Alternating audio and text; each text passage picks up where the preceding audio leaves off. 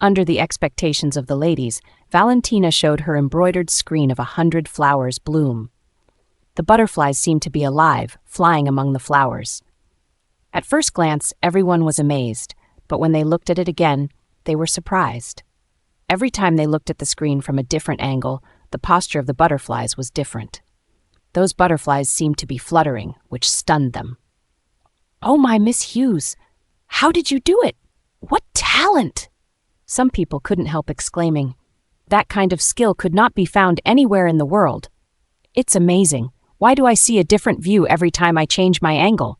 Those butterflies seem to be alive." The ladies present praised Valentina repeatedly. People used to say that Valentina of the Prime Minister's mansion was timid and useless. When they saw her that day, they realized that the rumors were wrong and that Valentina was excellent and amazing. When Monica saw that everyone was impressed by Valentina's exquisite embroidery, a cold light flashed in her eyes. She said, "What you see is just one side. There are other mysteries in it." "What do you mean?" Everyone looked at Monica, who had spoken. Although they looked down on a concubine, she was still Carter's favorite concubine, so they naturally showed her some basic decency. Valentina's embroidery is not only exquisite, but there is also a big mystery in it.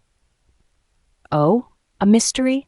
Everyone looked at Valentina in surprise. Such a multifaceted embroidery already amazed them. What other mystery was there? "Prepare the oil lamp." The servants soon set up dozens of oil lamps in the hall and closed the doors and windows.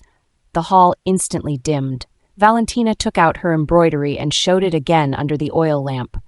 Under the light of the oil lamps, the originally vivid embroidery shone with colorful light. The flowers seemed to bloom one by one, and the butterflies seemed to fly out. It was a miracle. Amazing. It's really wonderful. Janelle looked at her daughter and saw that her daughter was neither arrogant nor impatient. She smiled with satisfaction. That was indeed her daughter. Monica and Caroline looked at each other. What was going on? They had soaked the threads in a solution in advance. If people looked at it under the oil lamp, it would appear dirty and ruined. Why didn't the embroidery change color? Where did things go wrong? They didn't find the threads to add to Valentina's beauty and charms. "Mother, what's going on?" Caroline asked anxiously. Why didn't the embroidery turn out dirty? Was she going to let Valentina continue to trample on her? No, she didn't want it. "Calm down. Let's see what's going on first." Monica was a little confused as well, and she did not know what had happened. Logically speaking, things should not be like that. As long as Valentina used the silk threads they gave her, something would go wrong. However, Monica did not know that while Valentina did use the silk threads they gave her, she had treated them before using them. "I'll go have a look." Caroline rushed to Valentina's side, grabbed the embroidery that Valentina showed, and looked at it over and over again. It was still dazzling, and there were no marks on it. She did not believe what was going on. Blue veins stood out on Caroline's hands, and she wanted to tear that embroidery work to pieces. "Caroline, what are you doing?" Valentina shouted, and then came the sound of something breaking. It was unknown who knocked over the oil lamp. Dozens of oil lamps were ignited, and the hall was instantly plunged into a sea of fire. "Oh no! Fire! Run! Fire! Help!" Amidst the panic, someone shouted. The ladies were in a mess as they rushed towards the door. Valentina had already quietly retreated to the side when Caroline snatched the embroidery. She pulled Janelle away from the oil lamps. When the hall caught fire, only Caroline was left holding Valentina's embroidery in the center of the oil lamps with a ferocious expression. "Fire! Help! Help!" Shouts and screams for help kept ringing, and everyone was in chaos. Monica was looking for her daughter in the crowd, while Caroline was struggling in the sea of fire. "Mother, save me! Save me!" Caroline struggled in the fire. She wanted to burn Valentina and Janelle to death, but she didn't expect that the fire would burn her.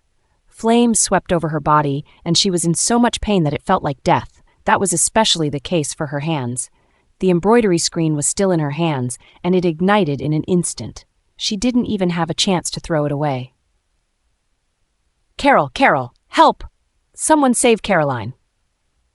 Monica's shrill cry for help was drowned amid the other screams, and no one responded. Monica gritted her teeth, rushed into the sea of fire, and dragged Caroline out.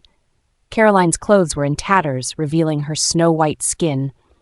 Her hands were badly mutilated and the burns looked ferocious. When she was dragged out of the fire hall by Monica, Caroline's disheveled state appeared in everyone's eyes. Upon hearing the news, the male guests came over and saw that Caroline was in rags. Suddenly, someone whistled. Caroline was so embarrassed that she wanted to find a hole to hide in. Unfortunately, she couldn't do so.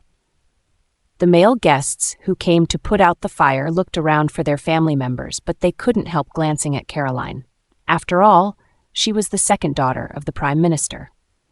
Although she was the daughter of a concubine, she was favored by Carter. Maybe they could take the opportunity to take advantage of her. Monica noticed that these people were looking at Caroline with wolf-like gazes, and she tried her best to cover Caroline's exposed body. However, she was not much better. She was so embarrassed that she forgot that she was pregnant now. Hadley quickly took off her clothes and put them on Caroline's body. She reached out to pull Monica's belly. With such a big belly and flexible movements, others would realize that there was something wrong with her belly. Monica came to her senses, covered her belly, and cried out, "Oh, my belly! My stomach hurts so much." When Carter saw this scene as soon as he arrived, he felt bad. He said, "Hurry up and send Monica and Caroline back to their rooms. Ask the doctor to treat Monica immediately. The baby in her belly must be kept." "Carter, my stomach hurts." When Monica saw that Carter had come over, she immediately pretended to be weak. "Carter, our Carol? Ask the doctor to treat our Carol first." When Carter saw Caroline's badly mutilated hands, he was mad. "What are you waiting for? Hurry up and send Monica and Caroline back. Ask the doctor to come over immediately. If there's anything wrong between either of them, he will have to bear the responsibility." "Yes."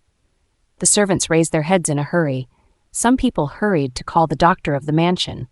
Carter was also worried about his daughter and his unborn child, so he wanted to follow them to have a look. However, there were so many people there who needed his help. How could he leave? Weston frowned and swept his gaze across the crowd, asking, "Where is Valentina?" "Oh no, Miss Valentina seems to still be in the sea of fire," someone exclaimed. Weston's hands and feet instantly went cold. He was finished. His grandmother and grandfather would kill him when he went home. As he was thinking of that, Weston had already rushed into the sea of fire. "Mr. Matthews, don't go in." When Carter rushed over, he saw that Weston was about to rush into the fire. He quickly pulled him back. "The fire is too strong. Don't go in." "Get lost!" Weston shook off Carter and rushed into the fire. When Carter saw that, his heart turned cold. If something happened to the heir of Duke Johnston's mansion there, the people of Duke Johnston's mansion would destroy Prime Minister's mansion. "Bastard, what are you waiting for? Hurry up and put out the fire!" Carter quickly ordered some people to put out the fire, all the while praying that nothing would happen to Weston. If something bad happened to Weston, his life would be ruined. Soon, Weston came out with the unconscious Janelle in his arms. Janelle was pregnant and weak, so she was likely to be in danger. "Call the doctor." Weston handed Janelle to Carter. "Janelle, are you okay?" Carter quickly took Janelle over. Just as he was about to express his thanks, Weston rushed into the fire again. Carter was so scared that his hand went limp and he almost threw Janelle aside. Just when everyone thought that Weston and Valentina would die, he came out with her in his arms. However, Valentina was unconscious, and there was a wound on her forehead, which was dripping with blood. It looked terrible. Carter handed Janelle to Louisa and immediately rushed forward. "Mr. Matthews, are you all right?" "Where's the doctor?" Carter answered without hesitation. "The doctor has gone to treat Monica and Carol. Let's send Janelle and Valentina back first." Weston looked at Carter angrily. Carter did not even know whether his wife and his legitimate daughter were alive or dead, but he asked the doctor of the mansion to treat the concubine and her daughter. What a good father! Weston turned around and called for his servant, Austin Matthews. "Go back to Duke Johnston's mansion and get my grandfather's token. Bring it to the palace immediately and call the royal physician over." "Yes." Weston sent Valentina to her courtyard. When Melanie saw the unconscious Valentina, she cried so hard that her eyes turned red. Louisa, on the other hand, sent Janelle back to the courtyard where Janelle lived.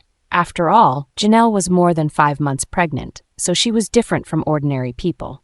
Louisa knew some medical skills, so she knew that Janelle was in a coma but sustained no injuries to her body. Despite this, she did not dare to be careless. When the royal physician arrived, Weston quickly moved out of the way. "Dr. Simpson, quickly take a look at my cousin. How is her injury?" The royal physician, Dr. Simpson, took Valentina's pulse and looked at the wound on her forehead. He frowned and asked, "Mr. Matthews, did Miss Hughes suffer a heavy blow to her head?" "Yes. When I found her, she was pressed under a fallen beam, and her forehead was injured. You have to treat her, and don't let her have a scar on her forehead." Weston looked at the unconscious Valentina and said with distress, "A woman's appearance was important. If there was a scar, she would never be able to find a good husband." The corners of Dr. Simpson's mouth twitched. "Miss Hughes' brain suffered a severe blow, and she is now in a coma. Her body is fine, and the wound on her forehead isn't a big deal. As long as the medicine is taken properly and the wound doesn't get wet, there won't be any scars left. However, we don't know if there will be any problems with her brain." "Dr. Simpson, what do you mean by that?" Weston was anxious. It was not certain if there was a problem with her brain. There could not be a problem otherwise. His grandfather would skin him alive. Everyone in Duke Johnston's mansion knew that the former Duke Matthews and former Duchess Matthews loved Valentina the most. "I'm not sure. There have been people who suffered severe brain injuries. After waking up, some lost their memory, some were paralyzed in bed, and some became demented. Thus, I can't be certain if Miss Hughes' injury is serious or not," Dr. Simpson said helplessly. Valentina didn't wake up, and he didn't know if there would be any problems after the serious injury to her brain. "My cousin will definitely be fine." Weston grabbed Dr. Simpson's collar. "Valentina will be fine. Yes, nothing will happen," Dr. Simpson hurriedly said. "I'll first bandage Miss Hughes's wound, and then I'll write a prescription. You get someone to grab the medicine according to the prescription. When Miss Hughes wakes up, I'll be able to make a more thorough diagnosis. Dr. Simpson, please take care of my cousin. I'll do my best." In Orchid Courtyard, Monica no longer had time to pretend. She cried and asked the doctor to treat Caroline. She only had one daughter. If anything happened to her daughter, how could she live? Dr. Allen, the doctor of the mansion, carefully cleaned Caroline's wounds. However, when he saw that Caroline's hands were burned beyond recognition, he knew that her hands would be disabled. Even if they were cured in the future, there would be ferocious scars. As a child of an official, her future was limitless, but it was impossible for her, whose hands were so severely injured, to marry and join a noble family. "Dr. Allen, how is my daughter? Will she be fine?" Monica asked anxiously. Nothing could happen to Carol. She had to rely on her daughter to make a name for herself. Dr. Allen shook his head and said, "Madam Powell, Miss Caroline's injuries are very serious. The flesh on her hands is burnt. These injuries are difficult to heal. Even if she recovers, there will be obvious and ferocious scars.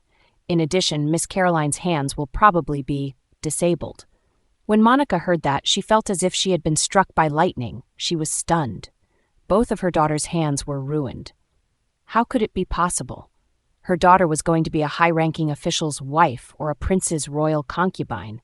How could her daughter be disabled? "I don't care what you do, but you must cure my daughter." Monica grabbed Dr. Allen's hands and pleaded, "Henry, please save my daughter.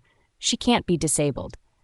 Dr. Allen glanced at Monica and said helplessly, "Madam Powell, I don't know what to do. However, the royal physicians from the palace may have a way. It seems that one of the royal physicians has come to the mansion. Madam Powell, why don't you ask him for help?" "How can I invite a royal physician over?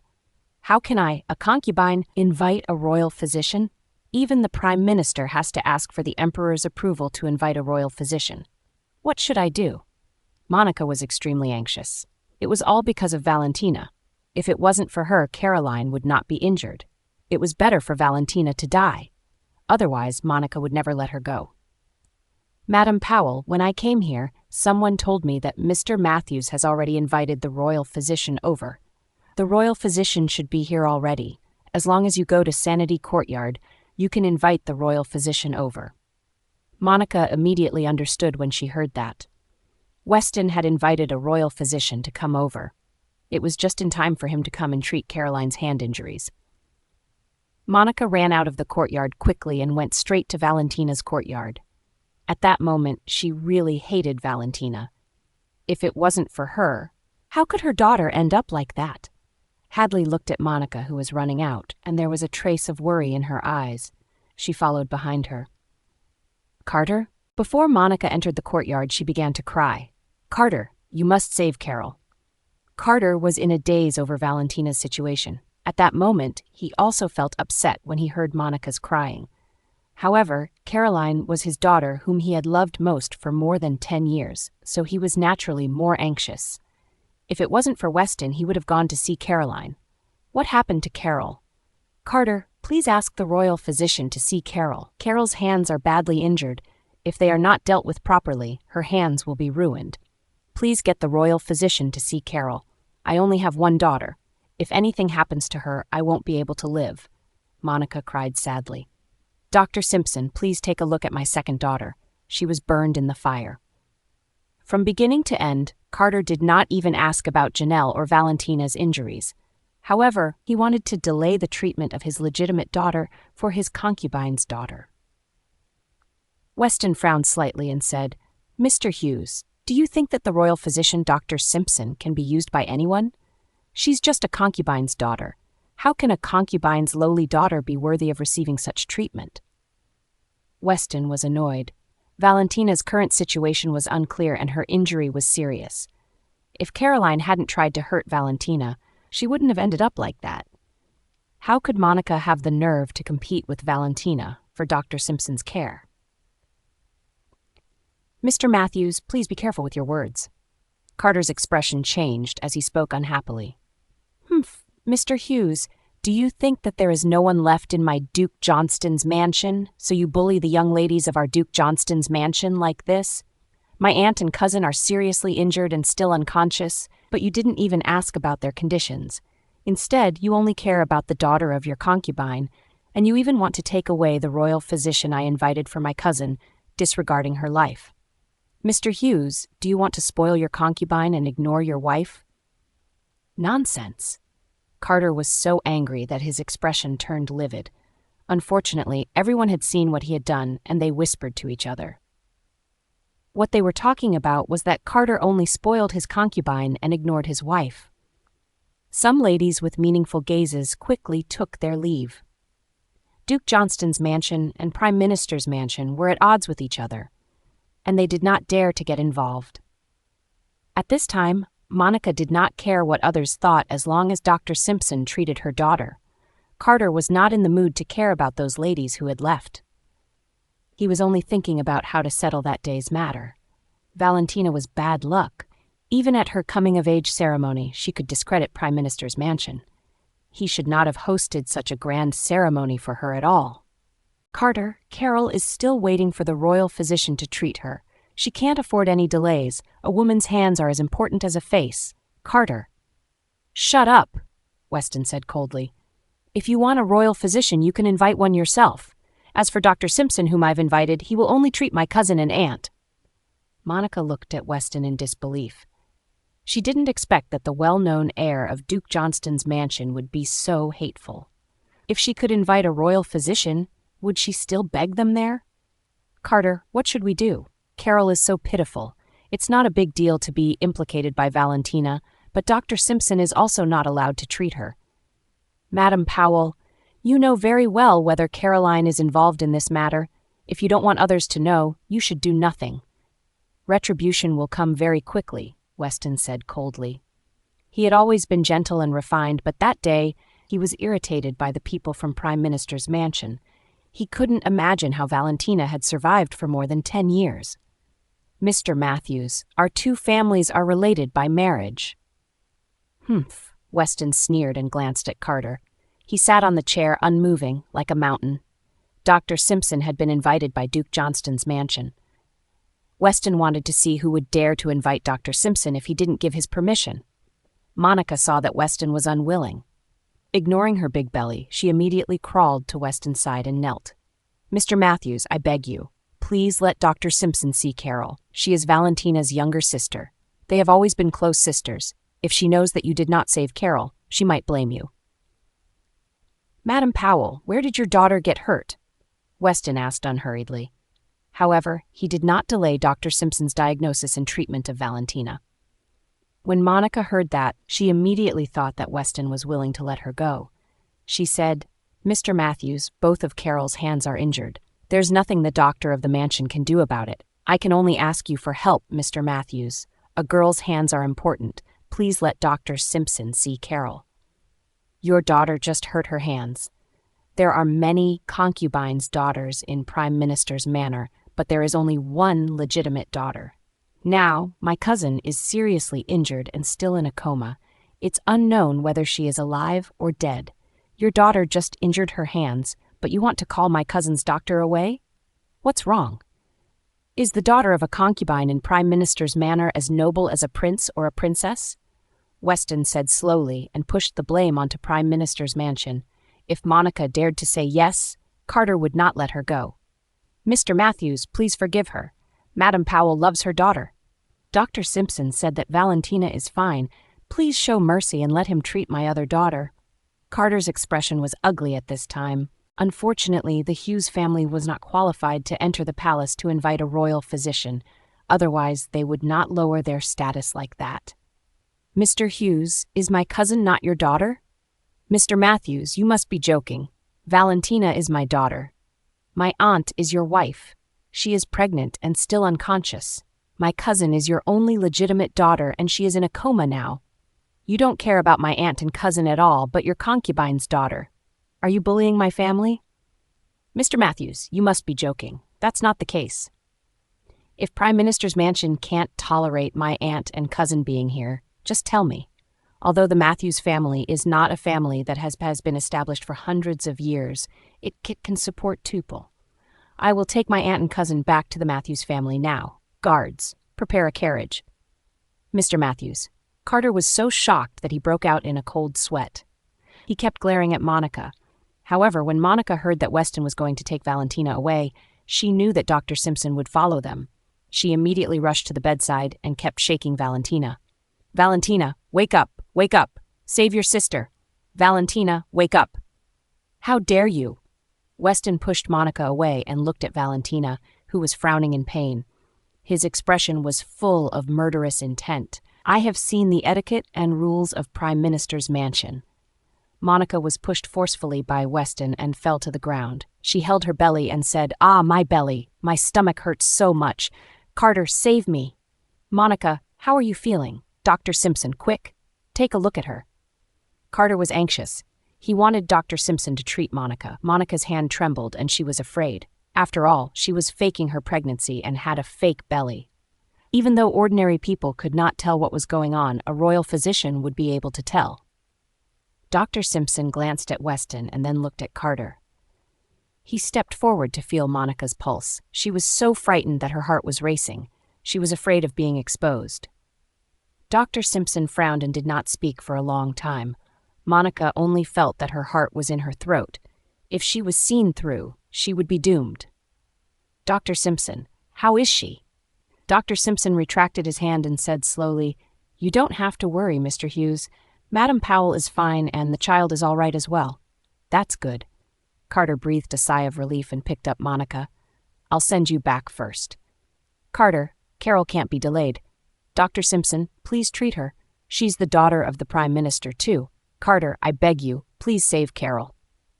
"Dr. Simpson, please take a look at my second daughter," Carter ordered. He did not show the slightest bit of care about Weston's ugly expression. "Okay." Dr. Simpson shook his head and left with Carter. When Weston saw that scene, he was so angry that he started to laugh. Such a bastard! Without the support of Duke Johnston's mansion, did Carter think he would be able to become the Prime Minister? While enjoying the help of Duke Johnston's mansion, he treated the daughter and granddaughter of the Matthews family harshly. Since that was the case, Carter should just take care of himself. Just as Weston was unsure of what to do, Valentina Hughes let out a whimper, furrowing her brows in discomfort. She slowly opened her eyes, but they were filled with confusion. "Valentina, you've finally woken up. Weston hurriedly stepped forward. However, his anxious attitude startled Valentina. Like a frightened deer, she shrank beneath the blanket and looked at Weston in panic, as if he was a ferocious beast. Valentina. Weston was also shocked by Valentina's reaction. However, Valentina grabbed the blanket and her entire body trembled. She looked at him with a very unfamiliar and fearful gaze. Valentina, what's the matter with you? Don't be afraid. It's all right now. Weston thought that perhaps Valentina was scared by the fire, so he tried to be as gentle as possible. Valentina, do you feel uncomfortable anywhere? Who? Who are you? Valentina asked, her voice shaking. Her eyes were filled with unease. Valentina, I am your cousin Weston. Weston was anxious. Your mother is my father's younger sister and my aunt. I am your cousin. Cousin. Valentina Hughes continued to tremble uncontrollably, as if she had experienced a great shock. Fire. Such a huge fire. I'm so scared. I'm so afraid. Valentina, don't be afraid. It's all over now. Weston tried to comfort Valentina. However, being a man, he was aware of the differences between genders. Though he had carried Valentina back earlier out of necessity, it was not appropriate to do so at this moment. Miss Valentina, what's wrong? Looking at Valentina's appearance, Melanie felt extremely concerned. Who are you? Valentina asked in fear as she kept moving backwards. Miss Valentina, I'm Melanie. I'm your maid, Melanie. You're scaring me. Melanie knelt on the ground and moved to the bedside, crying hard. Someone, quickly go and fetch Dr. Simpson. Weston realized that something was seriously wrong. If Valentina didn't even recognize her personal maid, it was highly unusual. Especially considering Valentina's current, timid and frightened state, it deeply disturbed him. He knew well that his cousin wasn't like this. Her current condition was completely off. Austin, go and call for Dr. Simpson. Yes, Mr. Matthews. Weston waited for a long time, but Austin didn't return. Valentina remained curled up in the corner, refusing to come out no matter how much Weston explained or persuaded her. She clutched the blanket, trembling, and alternated between looking at him with uneasy eyes and cautiously observing the people around her. Her fearful and cautious demeanor almost brought tears to Weston's eyes. What kind of life had his cousin lived in the Prime Minister's mansion? How could she display such insecurity and timidity? Dr. Simpson was delayed in coming, not because he refused to come, but because he was stopped. After examining Caroline's hands, Dr. Simpson shook his head and informed Carter, Mr. Hughes, Miss Caroline's hands are completely disabled. The injuries are severe, and the tendons and veins have been burnt. Even if the external wounds heal, her hands will never function like those of a normal person. Additionally, they will leave behind gruesome scars. Dr. Simpson, you are the head of the Court of Royal Physicians, and your medical skills are superb. You must have a solution. Carol's hands cannot be disabled. Madame Powell exclaimed. She was prone to kneeling and begging for help at the slightest provocation, and if it wasn't for Hadley, she might have gotten up from the bed and knelt again. Dr. Simpson looked at Madame Powell and frowned. However, he did not say anything. Mr. Hughes, I can only do my best. However, even if her appearance is restored, Miss Caroline will not be able to use her hands for work. Dr. Simpson, please treat her.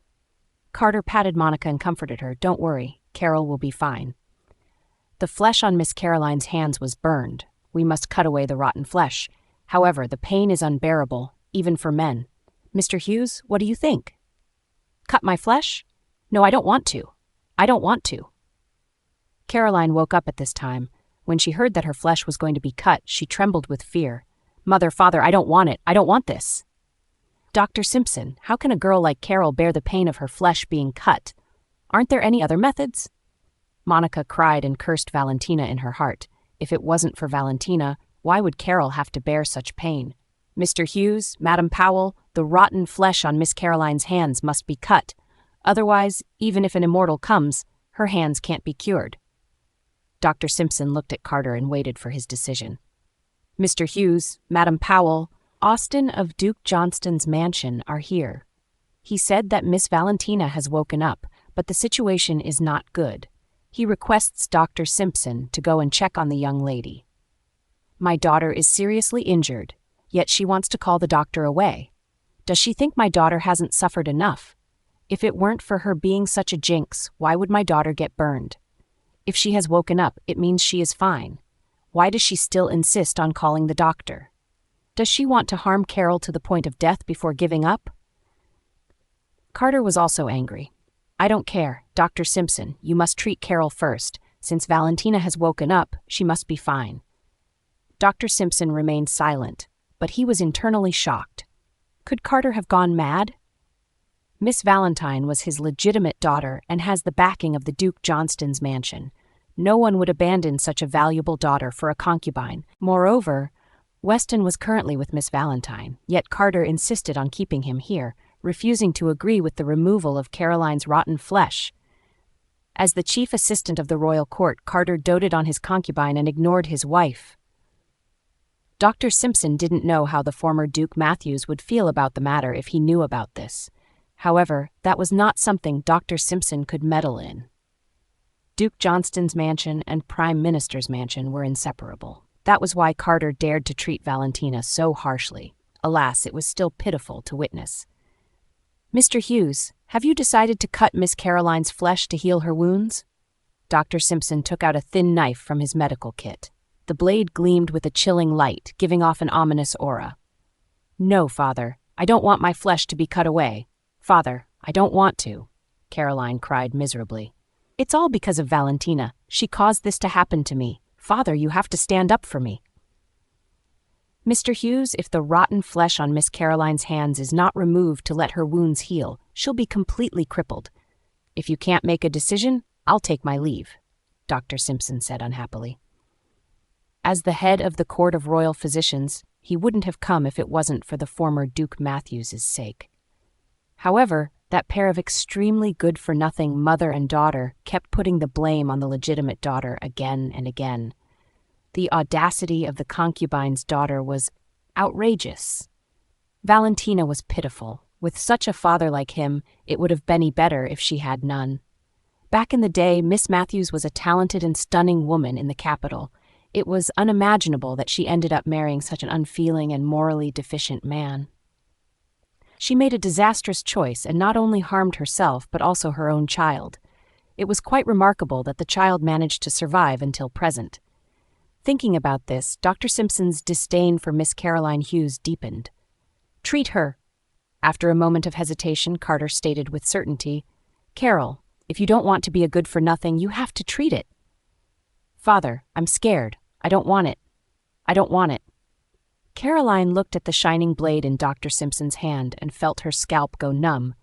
She would rather have scars than bear the sharp pain. I'll need a few people to hold Miss Caroline Hughes down, Mr. Hughes.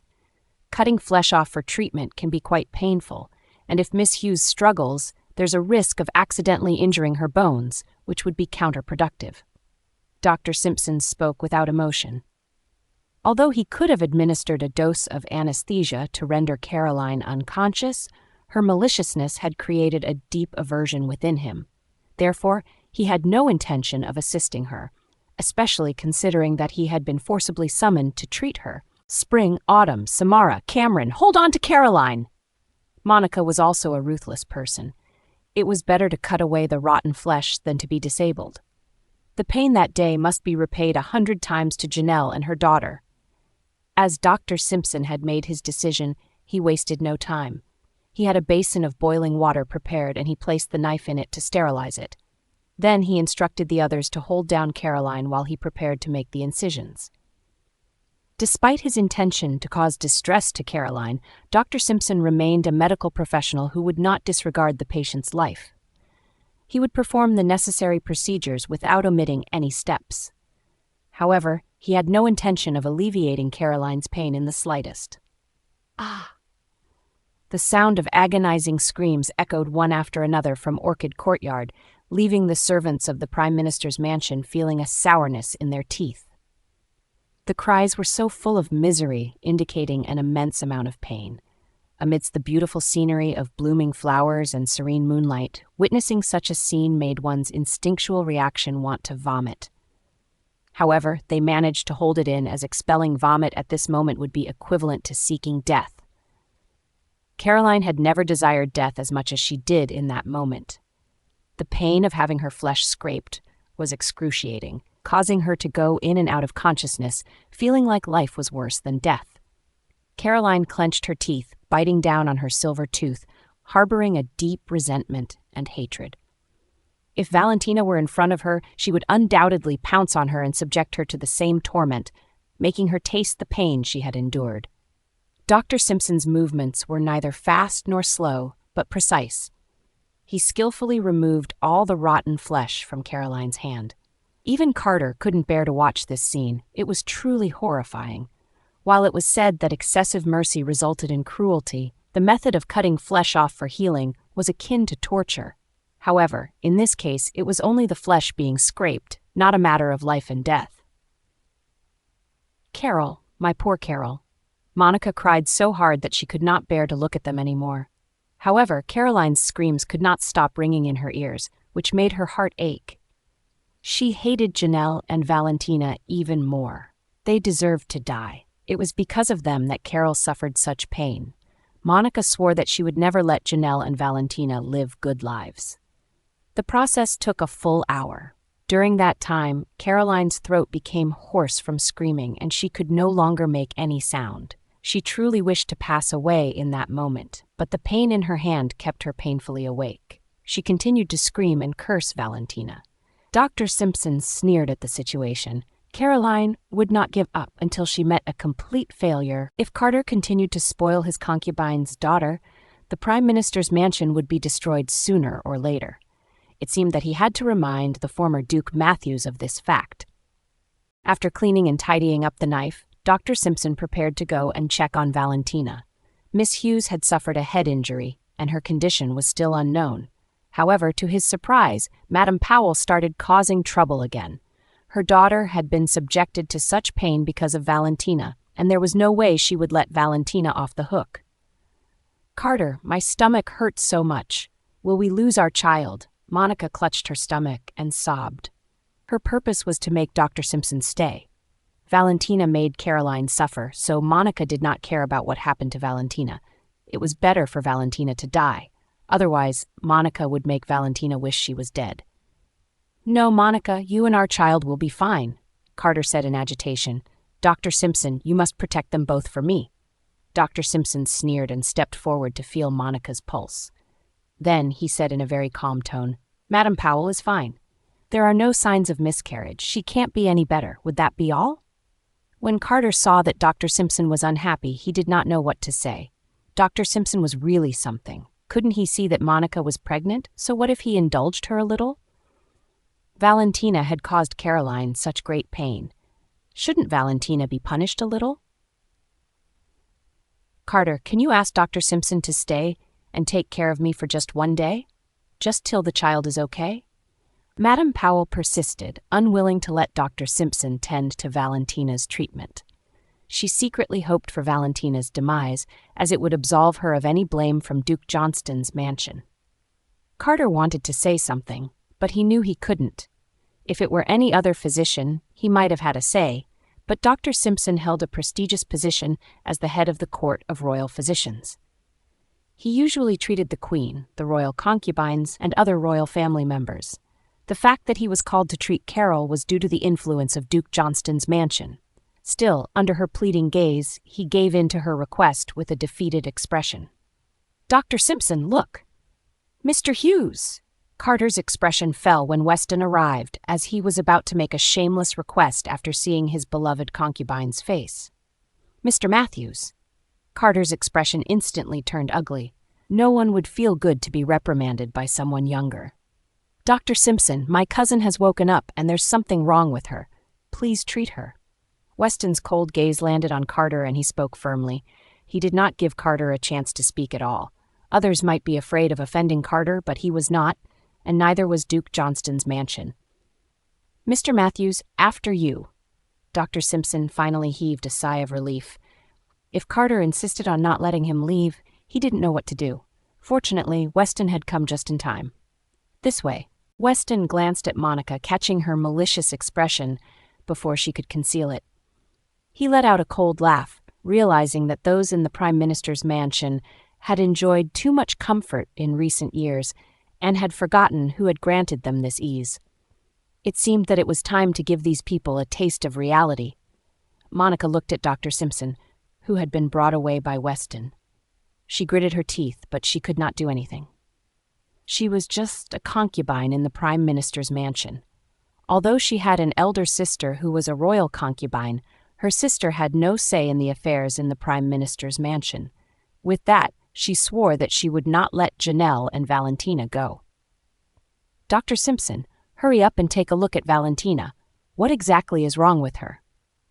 Dr. Simpson couldn't feel Valentina's pulse because she didn't allow anyone to approach her.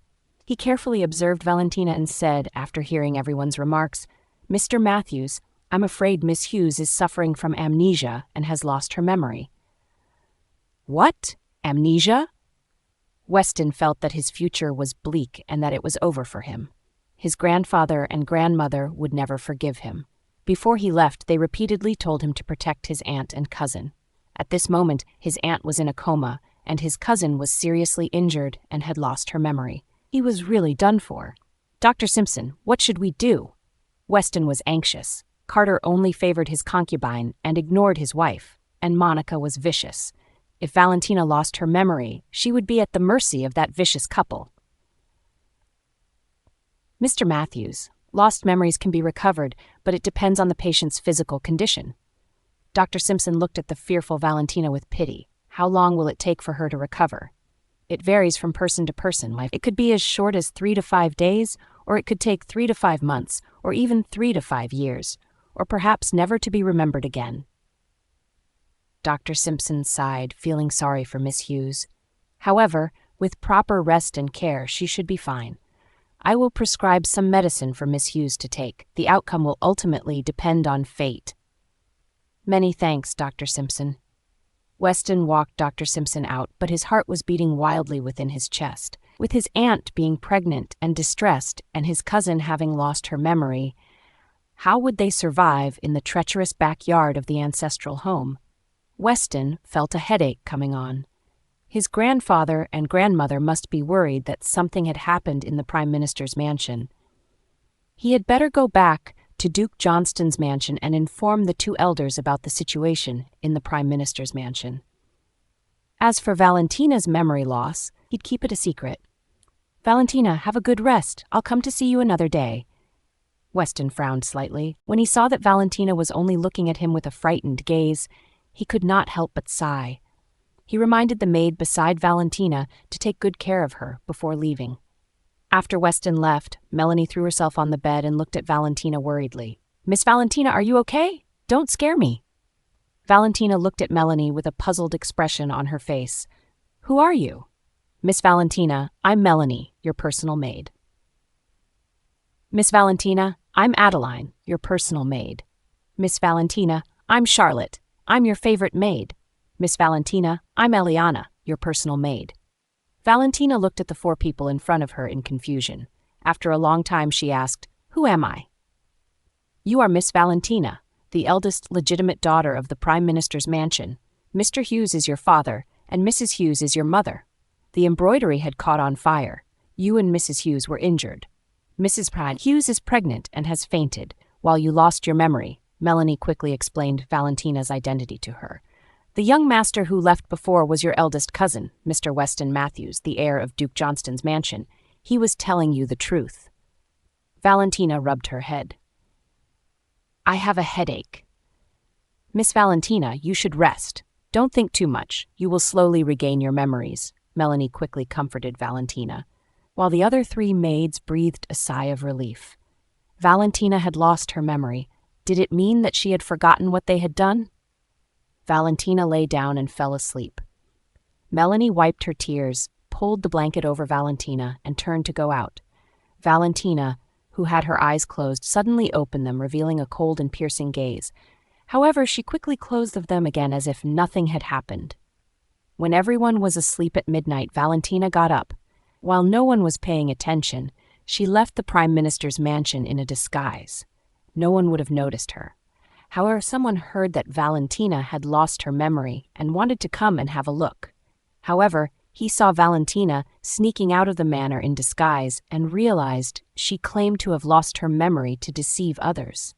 I knew this little fox was clever. How could she possibly let herself lose her memory and get injured? The man in black shook his head and turned away, following after. No one knew what Valentina did because she went out for a very short time and soon came back. Almost no one noticed what she had done. When Angelica saw that Valentina had safely returned to the Hughes family, a hint of a smile flashed across her eyes. Miss Hughes is interesting. She really is interesting. The man in black spoke faintly, and there was no affection in his amorous eyes.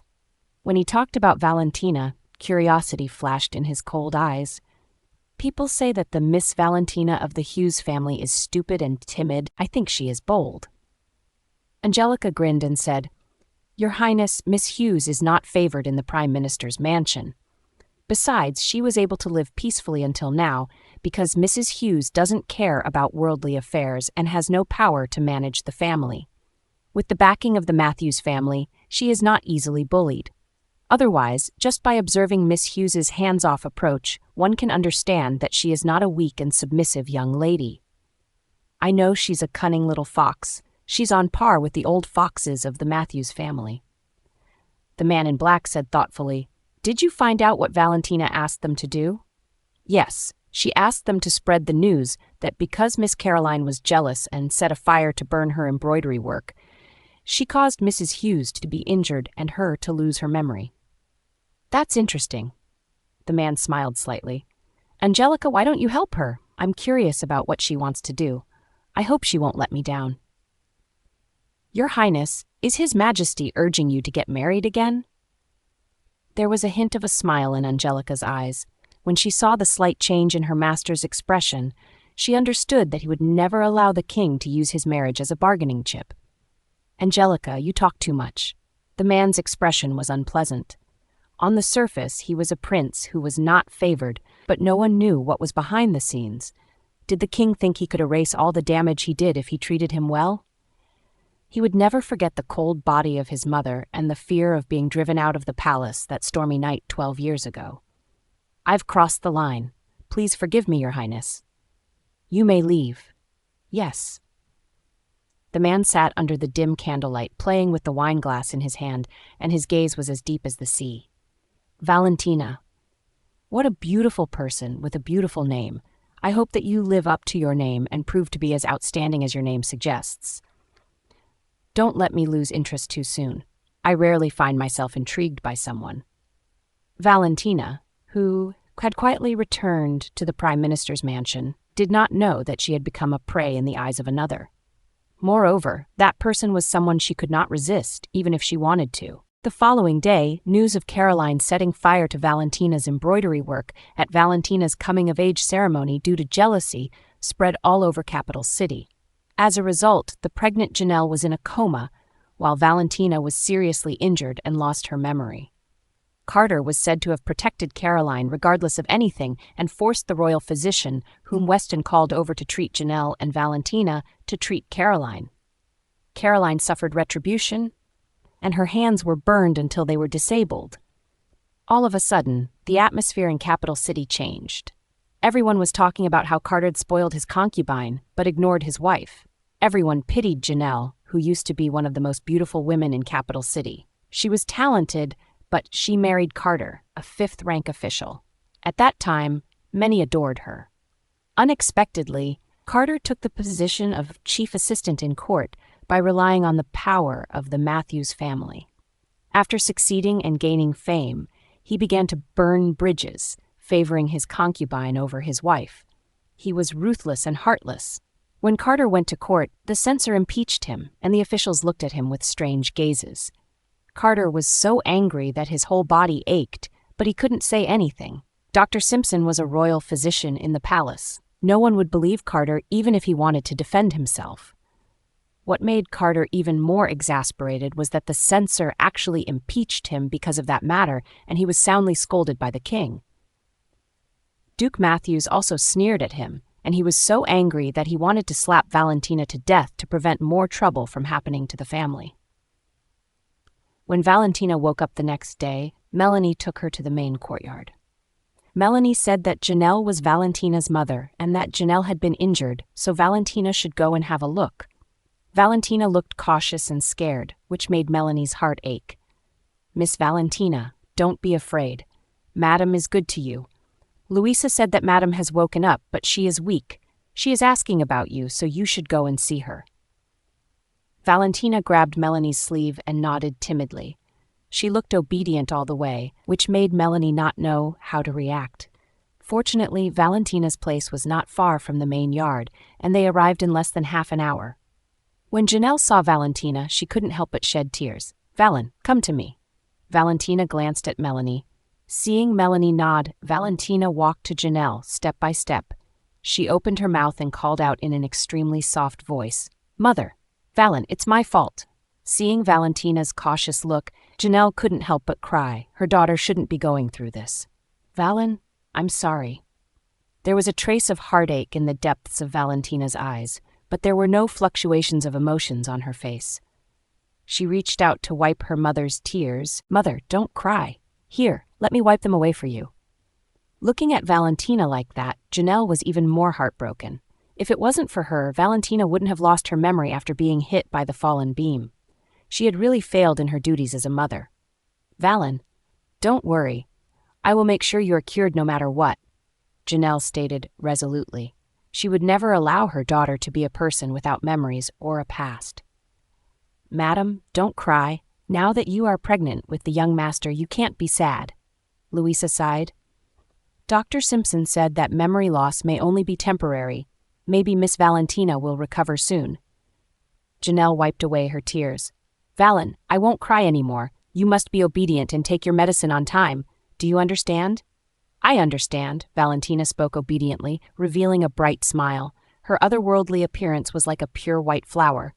In Orchid Courtyard, Caroline roared, "Mother, didn't you say that you wanted to burn Valentina to death?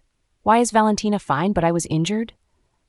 "Mother, didn't you say that as long as the threads were under the oil lamp, the embroidery would become dirty and ruined? However, the embroidery didn't change at all. On the contrary, it made Valentina shine. My hands were burned, and I suffered the pain from my flesh being cut away so that my wounds could heal. I may even become disabled in the future. But Valentina got everyone's sympathy." Monica wiped her tears and comforted Caroline. "Carol, don't worry. I won't let you become disabled. Valentina must have discovered that the threads were tampered with, so she didn't use them. However, Valentina has lost her memory. I don't know what's going on, but I won't let her go."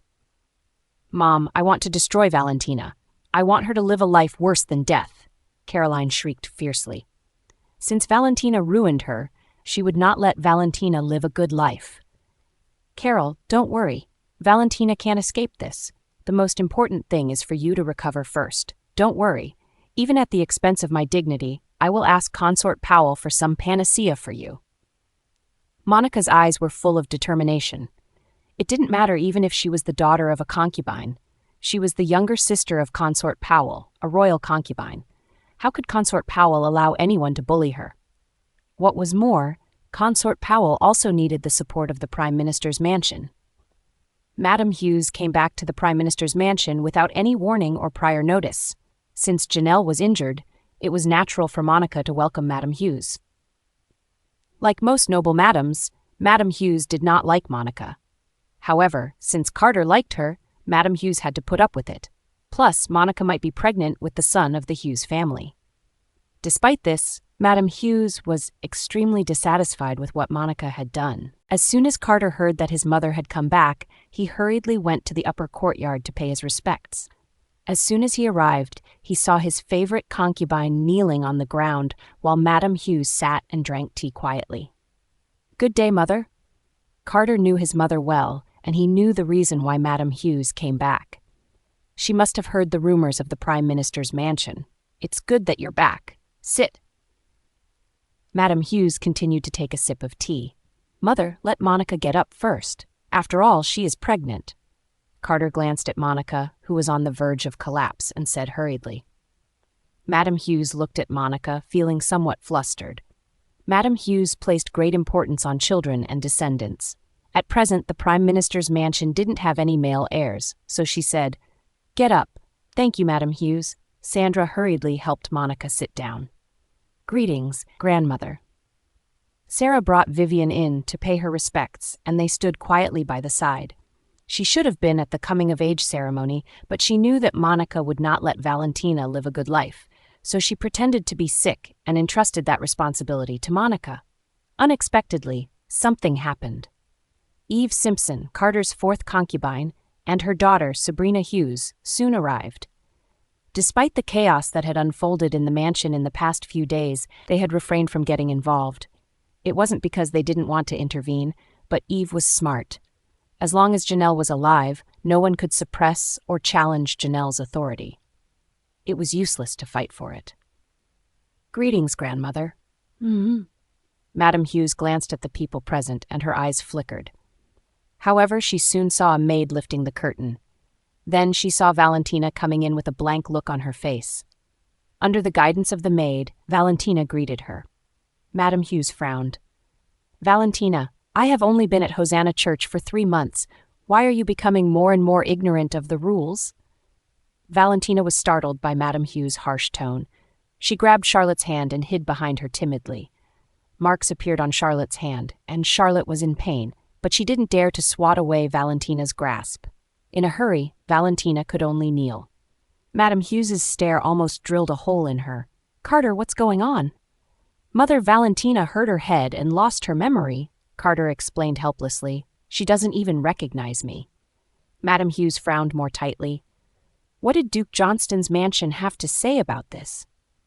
"They attach great importance to this matter," Carter said softly, informing his mother of the attitude of Duke Johnston's mansion. Madame Hughes nodded and waved at Valentina. "Valentina, come to my side." Valentina wrung the handkerchief in her hand and looked at Madame Hughes timidly. She seemed to be a little scared. Madame Hughes smiled lovingly and said, "Come to me. Don't be afraid. Miss Valentina, go quickly." Seeing that Valentina did not move, Mabel quickly pulled her to Madame Hughes's side. Madame Hughes held Valentina's hand and patted it gently. "Don't be afraid. I won't scold you." Valentina blinked and looked at Madame Hughes. When she saw that Madame Hughes was still smiling, she breathed a sigh of relief. "Charlotte must have lied to me. Grandmother, you're not scary at all. You're obviously very kind." Charlotte's heart skipped a beat. She straightened up in shock and retorted loudly, "Miss Valentina, how could you say that?" "How dare you?" Madame Hughes ordered in a dignified manner. "An arrogant servant. Mabel, slap her." "Madame Hughes, please spare my life, please. I will never dare to do that again. Madame Hughes, please spare me." Mabel walked over to Charlotte, grabbed her hair, and raised her head. Then she slapped Charlotte on both cheeks. The sound of the slaps echoed in the courtyard. Valentina seemed to be a little scared. Madame Hughes patted her hand and said, "Don't be afraid. This kind of bad servant should be taught a good lesson." "You're right, grandmother," Valentina said timidly. Mabel slapped Charlotte 30 times in a row, which made Charlotte's cheeks swell up, looking terrible. Then Mabel let go of Charlotte. Charlotte lay on the ground, unable to say a word. It was not that she did not dare to say anything, but she could not. Madame Hughes was not Valentina, so she was not so easy to fool. "Valentina, why was there a fire at the coming-of-age ceremony?" Madame Hughes smiled kindly, but she was trying to set Valentina up. Valentina looked at Madame Hughes blankly. "I don't know." "You don't?" Madame Hughes asked without giving up. She stared at Valentina with her bright and piercing eyes, not missing any changes in Valentina's expression. Valentina held her temple as if she had a headache. It seemed that she wanted to recall what had happened at the coming-of-age ceremony, but she didn't get very far. In the end, she held her head and cried out in pain. Madame Hughes was stunned and quickly comforted Valentina. "That's all right. Forget it if you can't remember. Don't think about it anymore." "Madame Hughes?" Monica was unhappy when she saw that Madame Hughes did not punish Valentina. She said, "Valentina is so cruel. Caroline just wanted to see her embroidery. How could she flip the oil lamp and burn Carol's hands? How could she be so cruel?" Valentina looked at Monica blankly before subconsciously looking at Charlotte. However, Charlotte was beaten so badly that she could only gasp for breath. How could she respond to Valentina? Madame Hughes saw that Valentina seemed to be telling the truth. She said softly, "This is Madame Powell, the mother of your sister, Caroline. Caroline's hands were burned at your coming-of-age ceremony." "Grandmother, The maids at home all said that Caroline was jealous of me, so she burned my embroidery and hurt my mother and me. Why did Madame Powell say I burned Caroline? Valentina asked with a puzzled expression on her face. That matter had long been known to everyone. The maids of Prime Minister's mansion knew it too, so it was not surprising that Valentina had heard it. Madame Hughes's expression changed. She came back after hearing the rumors. She glared at Monica and said, "From today onwards, you should take good care of your baby in Orchid Courtyard. You are not allowed to come out before the baby is born."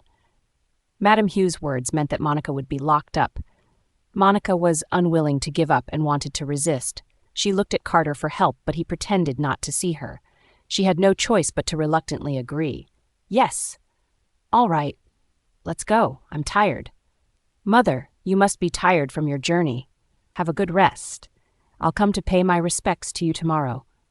The people left in groups of threes. Valentina looked at Charlotte with pity, but she did not dare to say anything, and her pitiful and lonely appearance convinced Madame Hughes even more that Valentina really lost her memory. After leaving the upper courtyard, Vivian looked at Valentina's sorrowful expression. She stepped forward and held Valentina's hand. "Valentina, don't worry. Your maid will be fine." "Vivian," Valentina said in a low voice, "will Charlotte really be all right?"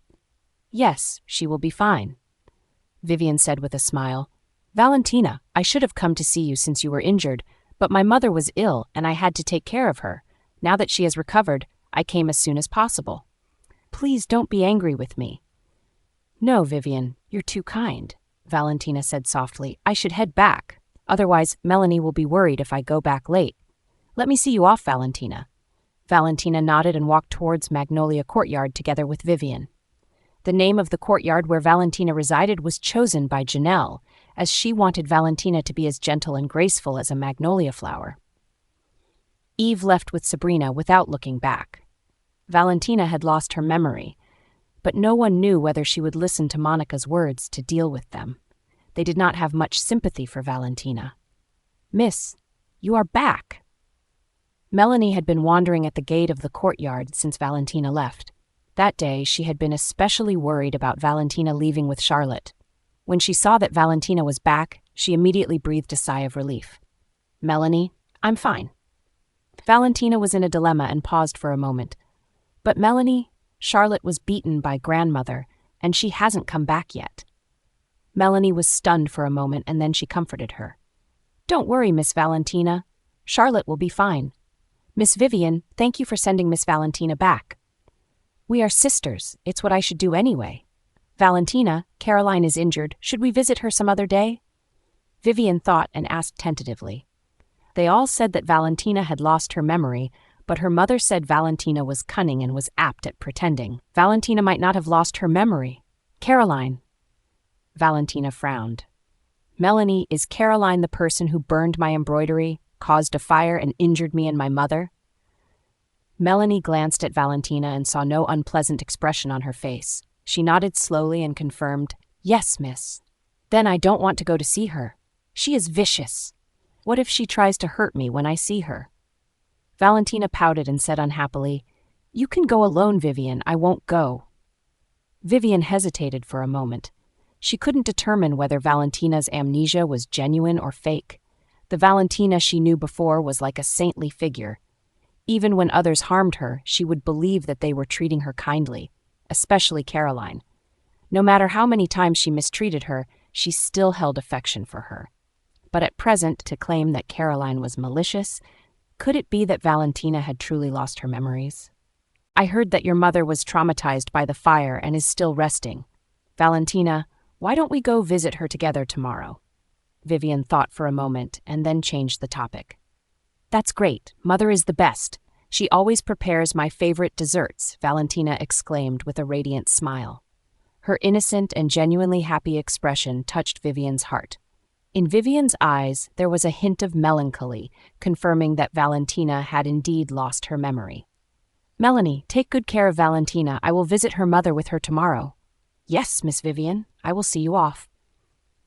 Melanie walked Vivian out as Valentina waved goodbye. Vivian's mouth curved into a smile. The amnesiac Valentina would be so easy to deal with. When Vivian disappeared, an evil smile appeared at the corner of Valentina's lips. It was so fleeting that it could be easily mistaken for an illusion, but it did not escape someone's eyes. Gavin couldn't help but think he was going crazy. He knew very well that this young woman was pretending to be innocent, yet he foolishly came here to watch her act foolishly. Carter must be quite troubled by this eldest daughter of his as well. After Monica returned to the courtyard, her expression was very gloomy. She had thought that Valentina would be punished, but she did not expect Madame Hughes would punish Monica and say that she could not go out until she had given birth. How frustrating. Mother. Spring helped Caroline in from the outside. Caroline's hands were wrapped up in bandages. The pain of her rotten flesh being cut away was unforgettable to Caroline. What she wanted to do was to kill Valentina or to turn her into a useless person like herself. Why aren't you resting in your courtyard? Why did you come here? Monica hurriedly helped Caroline to sit down. Mother, Xavier wrote me a letter.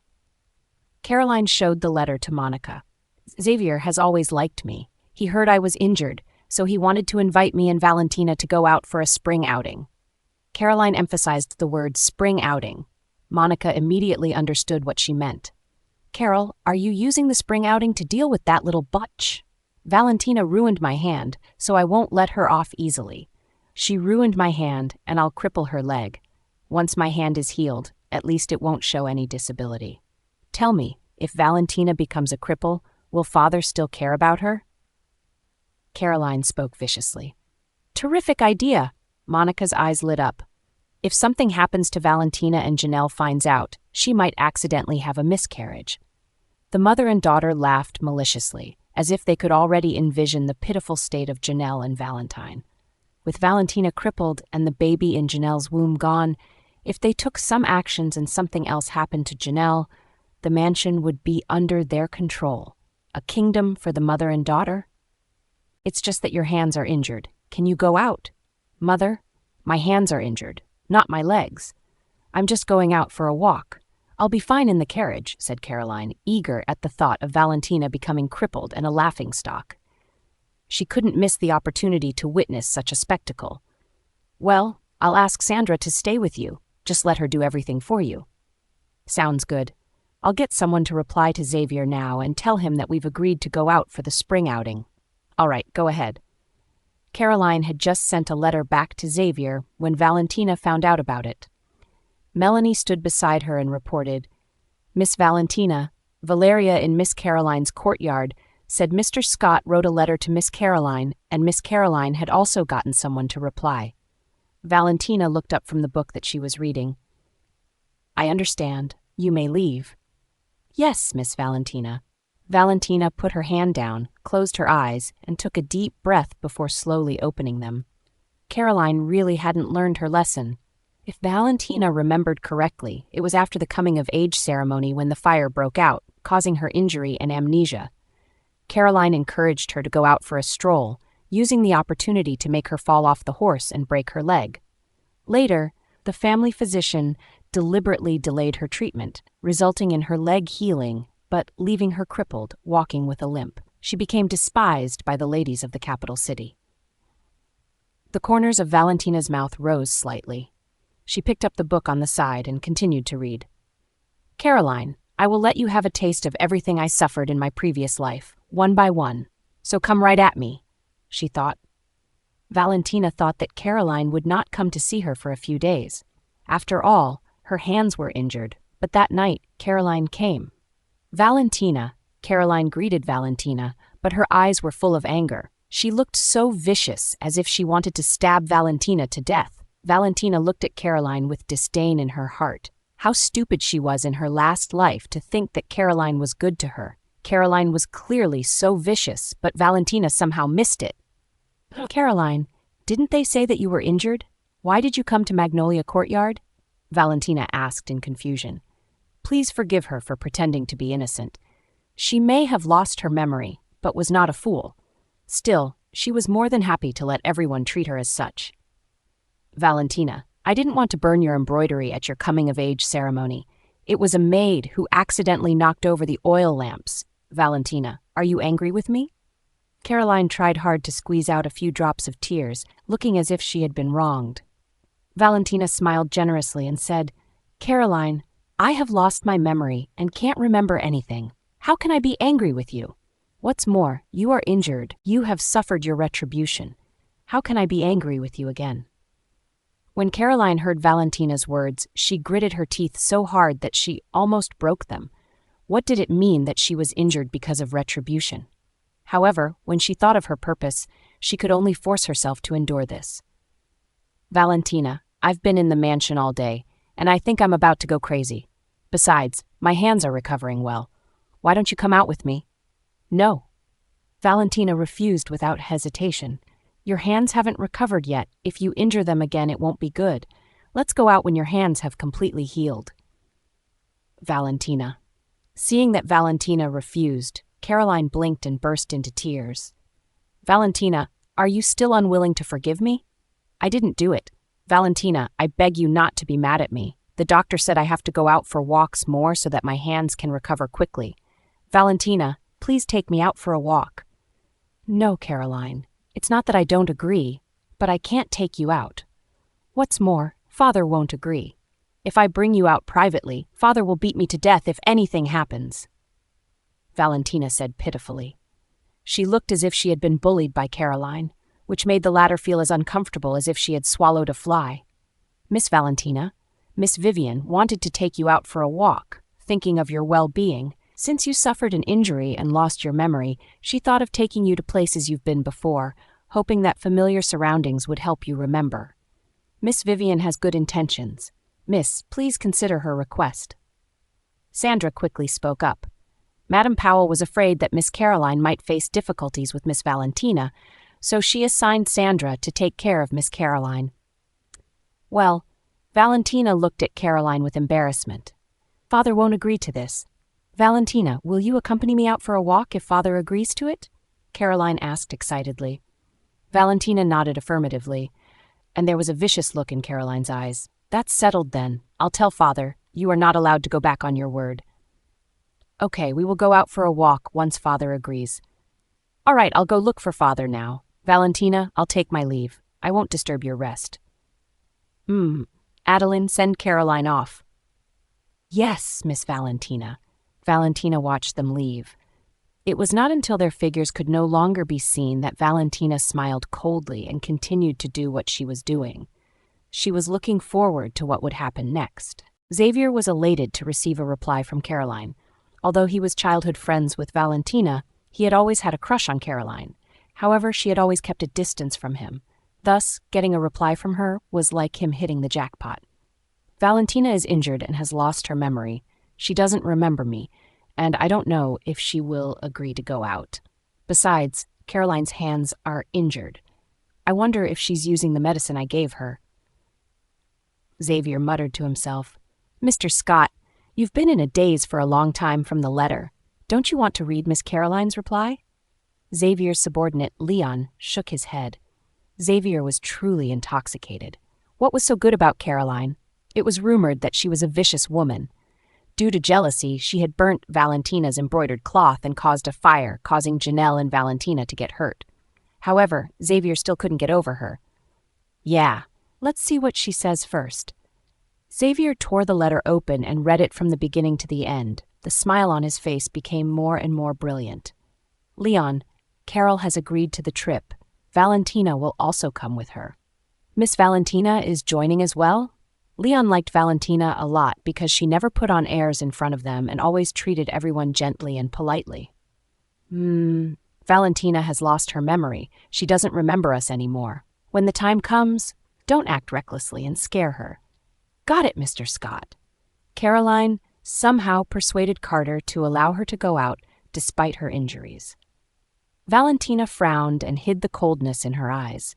She remembered from her previous life, Caroline had secretly brought her out of the mansion to have fun without Carter's knowledge. As a result, when she had come back with injuries, Carter had been furious that she had gone out without permission. Moreover, because of the coming-of-age ceremony, he was incredibly dissatisfied with Valentina, so he refused to pay attention to her. That had allowed Monica to take the opportunity to destroy Valentina's legs. Perhaps, as it was Valentina's second chance at life, many things were different.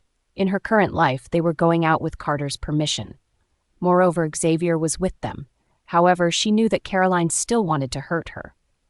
Valentina, since your sister is injured, you have to take care of her, Carter looked at Valentina and said solemnly. Valentina tilted her head and looked at Carter in confusion. After hesitating for a long time, she said, "Father, I don't know my way around." Carter was stunned. How could he have forgotten that Valentina had lost her memory along with everything in the past? She needed someone to take care of her too. "Carol, Valentina's head was injured. Keep an eye on her and don't let her get into trouble." "Don't worry, Father, I'll keep an eye on Valentina."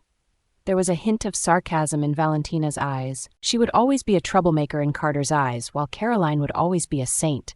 As a father, he was so partial. "All right, go ahead. Come back early." "Got it, Father?" In the carriage, Valentina and Caroline sat opposite each other. "Valentina, Xavier will go for a walk with us. His riding skills are really good. Do you want to go horse riding with him later?" Valentina shook her head. "I don't know how." "It doesn't matter, you can learn."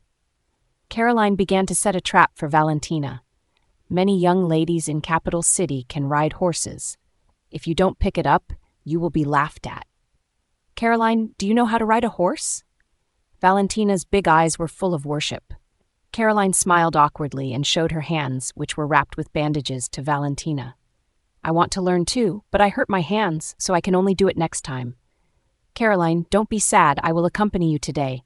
When you recover, let's take up riding lessons together." There was a flash of anger in Caroline's eyes as she said, "Learn it yourself if you want. I don't need you to accompany me. Caroline?" Valentina seemed to be surprised and quietly distanced herself from Caroline. Caroline was stunned. She suddenly felt that she had gone too far and aroused Valentina's vigilance.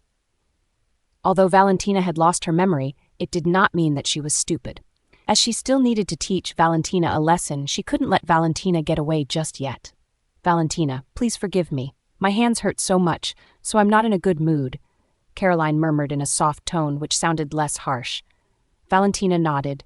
"I know, I won't be offended." Seeing that Valentina was on high alert, Sandra was a little unhappy.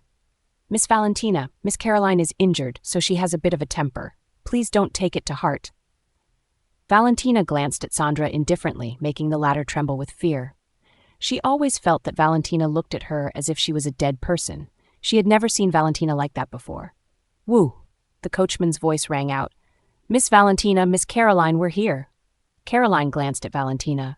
Just as she was about to speak, she saw someone lift the curtain. "Valentina, Carol, you're finally here. We've been waiting for you for a long time. Mr. Scott." Caroline smiled gently. She lowered her head slightly and displayed the appearance of a gentle and elegant girl. She stretched her bandaged hands out and was about to ask Xavier to help her get out of the carriage. However, before Xavier could touch Caroline, he was pulled aside. Then Valentina saw a familiar face. "Valentina, come. Be careful." Weston had a warm smile on his face. Caroline's outstretched hand froze in the air. She didn't know whether to take it back or not. Valentina smiled faintly as she greeted, "Weston." When Weston heard Valentina greeting him, he immediately smiled and said, "You finally remember me. When you first woke up, you treated me like a fierce beast." Valentina's face reddened, and she glared at Weston in a coquettish manner. To think that Weston would treat her like that. However, she quickly regained her senses and let him help her out of the carriage. Caroline's eyes were full of anger. She stretched her foot out and stepped on the hem of Valentina's dress, trying to trip her. Valentina's eyes narrowed slightly. She held Weston's hand and pulled him unexpectedly. Caroline, who was standing up, fell to the ground. "Ah, my hands! My hands!" When Caroline fell, she fell to the ground and landed on her hands. She was in so much pain that she burst into tears. As soon as Valentina got out of the carriage, she quickly turned around with a face full of concern. "Caroline, are you okay?" Xavier was also worried and rushed over. He looked at Caroline with concern and asked, "Carol, are you all right?"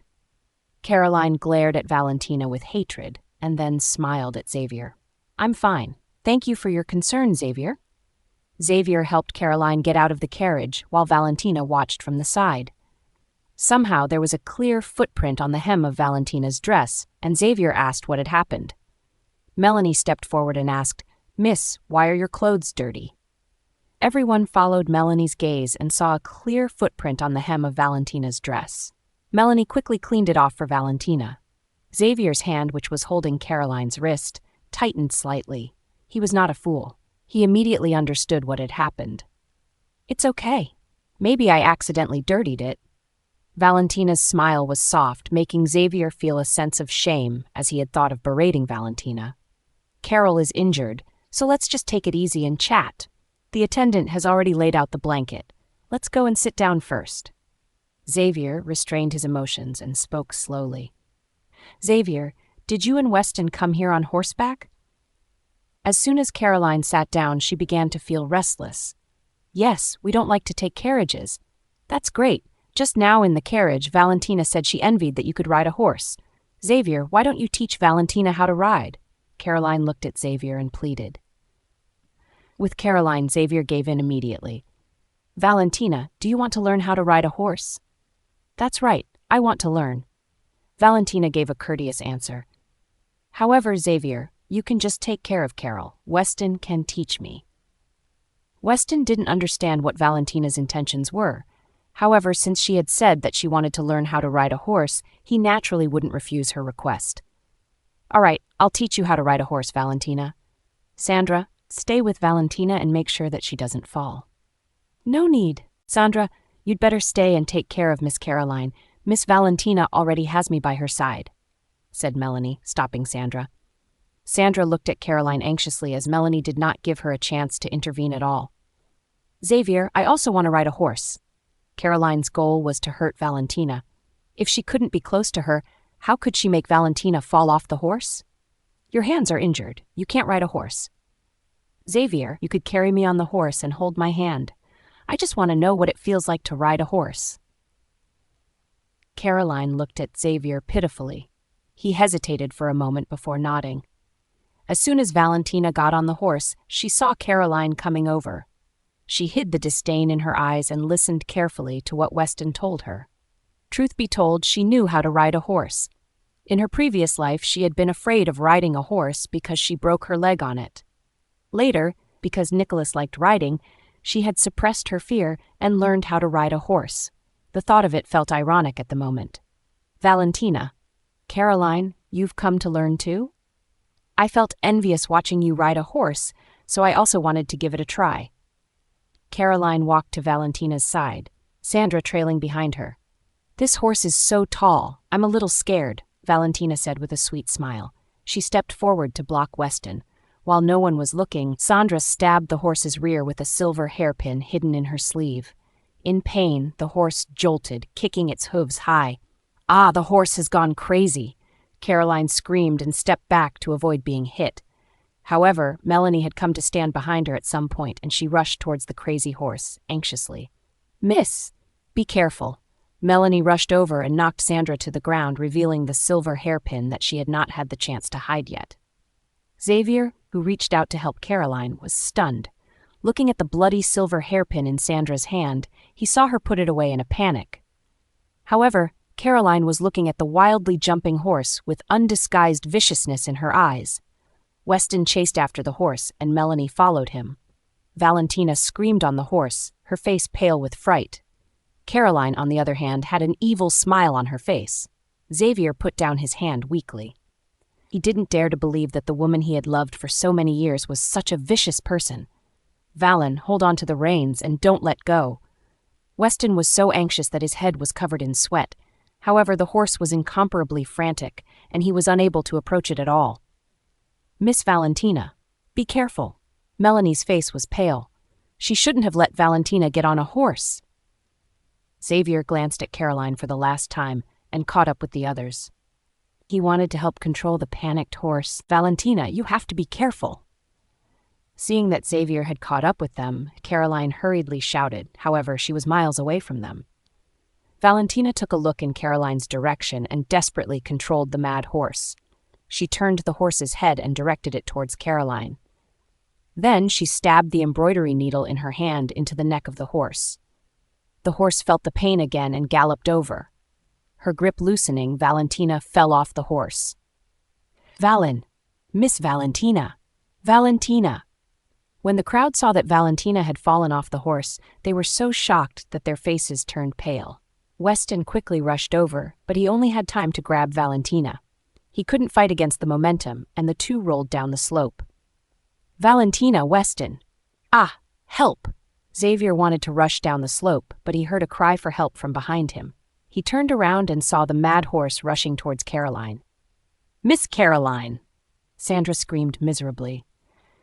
No one had expected the mad horse would rush towards Sandra and Caroline. After the horse kicked Sandra, Caroline fell to the ground as the horse galloped past. Following a crack, Caroline felt a sharp pain in her leg. A shrill scream resounded throughout the entire countryside. Ah, my leg! Xavier glanced at Weston, who was protecting Valentina. Weston, Valentina, are you guys all right? Weston shook Valentina, who was lying on his body. When he saw no reaction from her, he was shocked. He reached out and pat Valentina's head to tell her not to scare him, but he saw blood when he pulled his hand away. Valen, don't joke with me like this. Weston sat up. Looking at the pale and unconscious Valentina in his arms, he couldn't control his hands from trembling. Miss Valentina. Melanie rushed down and held Valentina. Seeing that Valentina didn't answer her, she was stunned. Trembling, she reached out to feel Valentina's breathing. It's okay. It's okay. She's still breathing. She's injured. Weston couldn't care less about the blood on his hands. In a panic, he asked Melanie to bandage Valentina's wounds, but there was no clean cloth on his body. Without hesitation, Weston tore off a piece of his white innerwear and handed it to Melanie. Melanie was busy trying to stop Valentina's bleeding, so she didn't care where the cloth came from. She took it and skillfully bandaged Valentina's wound. Her movements were so fast that Weston couldn't help but click his tongue in amazement. It seemed that his cousin got injured often. All the maids were used to doing first aid. Xavier also rushed down. Seeing that Valentina was injured and unconscious, he felt quite guilty. He knew that Caroline was not as easygoing as she appeared, but he still asked Valentina to come out, causing her to get hurt in the process. Weston, how is Valentina? I don't know. I'll send her back first. Weston picked up Valentina and stood up. However, as soon as he went up and saw the scene in front of him, he was overjoyed. Caroline was rolling on the ground and screaming. The maid beside her was lying in the grass on one side. No one knew whether they were dead or alive. Moreover, the crazy horse was nowhere to be seen. I'll send my cousin back to the mansion first. I'll leave her to you. Weston glanced at Caroline and felt that his eyes were defiled. He got on the carriage with Valentina in his arms and drove away, leaving only dust as an answer to Caroline's screams. Miss Caroline, are you all right? Xavier stepped forward slowly. At the moment, he had a grudge against Caroline, who had tried to hurt Valentina. Caroline was crying so hard that snot and tears streamed down her face. She was no longer that delicate and pitiful girl he saw her to be. In Xavier's eyes, he only felt that she was such an unsavory girl. Xavier smiled mockingly. He had been blinded to think Caroline was gentle and lovely. Xavier, my leg hurts so much, and so do my hands. Xavier, I'm so scared. My leg will be fine, right? I won't be lame, right? Caroline asked in a panic. She didn't want to be a cripple. What on earth was going on? Shouldn't Valentina be the one to be thrown off the horse? Xavier looked at Caroline's leg. Her bones were bent awkwardly, and her legs were obviously broken. However, he was an outsider, so it was not suitable for him to check her injury. Miss Caroline, your legs are broken. Don't move. I'll ask someone to send you back to the Prime Minister's mansion, Xavier said without emotion. Caroline, too terrified of becoming a cripple, failed to notice that Xavier had called her Miss Caroline instead of Carol, like he usually did. Where is Valentina? She was the one who did this. Caroline was so agitated that she started shouting at the thought of Valentina. Xavier looked at the ugly Caroline, his eyes full of disappointment. He was used to coming up with excuses for Caroline, but right then he realized that she was a vicious person. It was she who had made the horse go crazy. Valentina had fallen off the horse, and Caroline herself was injured, but she was putting all the blame on Valentina. Valentina fell off the horse. She's injured and unconscious. Valentina is only pretending. She's faking it. She still thinks that I'm not banged up enough, and now she even broke my leg. Xavier, you have to help me. I don't want to become lame. Caroline grabbed Xavier's sleeve and cried constantly. Xavier pulled his sleeves out of Caroline's hands. Valentina had grown up with him, and they were childhood friends. He knew very well what kind of person Valentina was. Since he was a child, he knew that Valentina, the legitimate daughter of the Prime Minister, couldn't become his wife. Therefore, he had never had any other intentions towards her. He didn't expect that the first woman he liked, which was Caroline, would turn out to be so vicious. Miss Caroline, I'll ask someone to send you back to the Prime Minister's mansion. You'd better behave yourself. When Weston sent Valentina back to the Prime Minister's mansion, Carter and Madame Hughes were perturbed. Madame Hughes was worried that Janelle would become agitated and her pregnancy would be affected, so she instructed everyone to keep it a secret. Mr. Matthews, what happened to Valentina? She just went out for a trip. Why is she like this? Where's Carol? Carter asked while asking the doctor to treat Valentina. Weston sneered. Mr. Hughes, what a good daughter you've raised. As a concubine's daughter, she tried to murder the legitimate daughter. If word gets out, I don't know what the outsiders will say about Prime Minister's mansion. Carter's heart skipped a beat. Mr. Matthews, what do you mean by this? What do I mean? Caroline got someone to stab Valentina's horse, making it go mad and causing Valentina to fall off the horse's back. Weston felt like he was about to explode from anger. That's impossible. Carol has always been kind. It's impossible for her to do such a thing. Is that so? I saw it all happen with my own eyes. Do you think I would be mistaken? Miss Hughes, Valentina is my cousin, and she is related to the Duke Johnston's mansion as well. She can't be bullied by a mere illegitimate daughter. Mr. Hughes, if you can't give me an explanation, I will definitely ask my father to get involved. Mr. Matthews, Carter was also enraged. What he hated the most was being threatened, and Weston had crossed his limits. Weston smiled mockingly. Mr. Hughes, no one is allowed to bully the young lady of Duke Johnston's mansion. Mr. Hughes, bad news, bad news. The housekeeper ran in a panic. Mr. Hughes, bad news. Why are you in such a panic? Do you want to be driven out of Prime Minister's mansion? Carter was furious. When he saw the housekeeper coming in a panic, he immediately shouted at him. The housekeeper, who was named Antonio, quickly knelt down. Mr. Hughes, something happened to Miss Caroline. Mr. Scott of the Assistant Minister of Revenue's family has sent Miss Caroline back. Her leg is broken. What? Carter exclaimed in shock. He no longer cared about Valentina and strode out. Weston looked at the departing Carter and didn't say anything.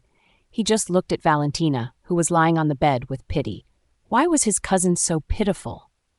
Not long after, Carter sent someone to fetch the doctor of the mansion. Weston was so angry that his face turned purple. He wanted to ask someone to call Dr. Simpson over, but remembering last time's incident, he was afraid that if he called the doctor over, Carter would take Dr. Simpson away to treat Caroline's leg, so he held himself back. Melanie, get some water, wash Valen's face, and change her clothes. The doctor said that it was just a superficial wound. Valen should wake up soon. Yes, Mr. Matthews. Melanie went out to get a basin of water to clean Valentina up. As an outsider, it was inconvenient for Weston to be there, so he took his leave. I'll go back to Duke Johnston's mansion first. If anything happens, you have to come to Duke Johnston's mansion to look for me. Thank you, Mr. Matthews. Take good care of Valen. I will. Carter had a headache. Caroline's leg had been broken by the mad horse. The wounds on her hand were aggravated again, and her bones were snapped. Dr. Allen, the doctor of the mansion, was also frightened. Father, you have to avenge me. Valentina did this to me. She only fell off the horse, but it broke both my legs. Father, Valentina is so vicious. Caroline kept crying. Dr. Allen looked at Caroline's injuries, not knowing what to do. Mr. Hughes, Miss Caroline's leg is seriously injured. Her bones will have to be pushed back to their position, and it'll be painful. I suggest you find a professional for this. Dr. Allen, will I be a cripple? I order you to cure my legs, or you will have to deal with the consequences. Caroline shouted angrily. When Monica received the news, she rushed straight into Caroline's courtyard, despite being grounded. She didn't look like a pregnant woman at all. The servants saw Monica running over as fast as lightning. They couldn't help but click their tongues. Did Monica have a death wish? She was about 6 months pregnant, but she was neglecting her well-being. "Carol!" Monica cried as soon as she came in. "My poor Carol, why are you so pitiful? You just hurt your hands, and now your leg is broken. The heavens are not giving you and I a chance to live a good life. Mother, Valentina did this. She did this to me." Caroline sobbed even more when she saw Monica coming in. "Carter, you have to avenge Carol. How could Valentina be so vicious? Carol is only 12 years old, but Valentina has already ruined Carol's hands and broken her leg. Carter, you have to uphold justice for us." Carter had a headache from Monica's crying. If he had not known what had happened in advance, he would have punished Valentina already. However, Weston had told him everything after sending Valentina back. How could he not know that the two of them were foolishly trying to offend Duke Johnston's mansion again and again? "Carter, you must uphold justice for us." "Enough!" Carter roared, and the two of them were so scared that they didn't dare to make a noise. Dr. Allen was so scared that he trembled and accidentally twisted the bone with his hands. Caroline screamed and fainted. The whole room fell into dead silence. "You know what really happened, Monica. You are grounded now. Go back to Orchid Courtyard, spring, autumn. Take good care of Caroline. If you make any mistakes, I will sell you off." "Yes, Mr. Hughes." "Carter, Carol's legs." "Carter, you can't leave Carol alone. Carol is also your daughter." "Carter." Carter stopped halfway and said, "Antonio, go and find a doctor to treat Caroline's bones." "Yes, Mr. Hughes." Antonio turned around and walked out. No one dared to make another sound. Carter was enraged and had yet to calm down. No wonder Monica was merely a concubine instead of a legitimate wife. She had no tact. When Gavin received the news that Valentina had fallen off a horse and was injured, he broke the pen in his hand. The secret guard gulped awkwardly. He didn't understand what had happened to his master, and why he cared so much about that woman. "Does Caroline want Valentina to become a cripple?" Gavin's fingers tapped on the table rhythmically. "If so, make sure Caroline becomes a cripple permanently." The secret guard was stunned. "Master, excuse me?" "What are you waiting for? Do you want me to treat you like a kindergartner?" "I'll do it right away." The secret guard disappeared in front of Gavin. Who was he kidding? His Highness' orders were final. Ever since Xavier had returned to the Scott family home, he had locked himself in his room. Xavier's subordinate, Leon, knew that Xavier was miserable. To find out that the woman he had been in love with for a long time was vicious was a horrifying matter. "Mr. Scott, Madam asked me to bring you some food. Please have some first," Xavier said weakly. "Go away. I don't want to eat anything." "Mr. Scott, there's news from Mr. Matthews that Miss Valentina is fine. She's only suffering from superficial wounds. It's not a big deal." Leon had no choice but to say something about the incident. Xavier felt sorry for Valentina. At that moment, when he heard Leon mention Valentina, he felt even worse. He had long been friends with Valentina, yet due to his silly crush, he had caused her to get hurt. Although he felt terrible, it was fortunate that he had picked up on Caroline's act as soon as possible. "Bring the food in." Xavier knew that if he didn't eat, Leon would keep pestering him. When Leon heard that, he immediately heaved a sigh of relief and ordered someone to bring in the warm food.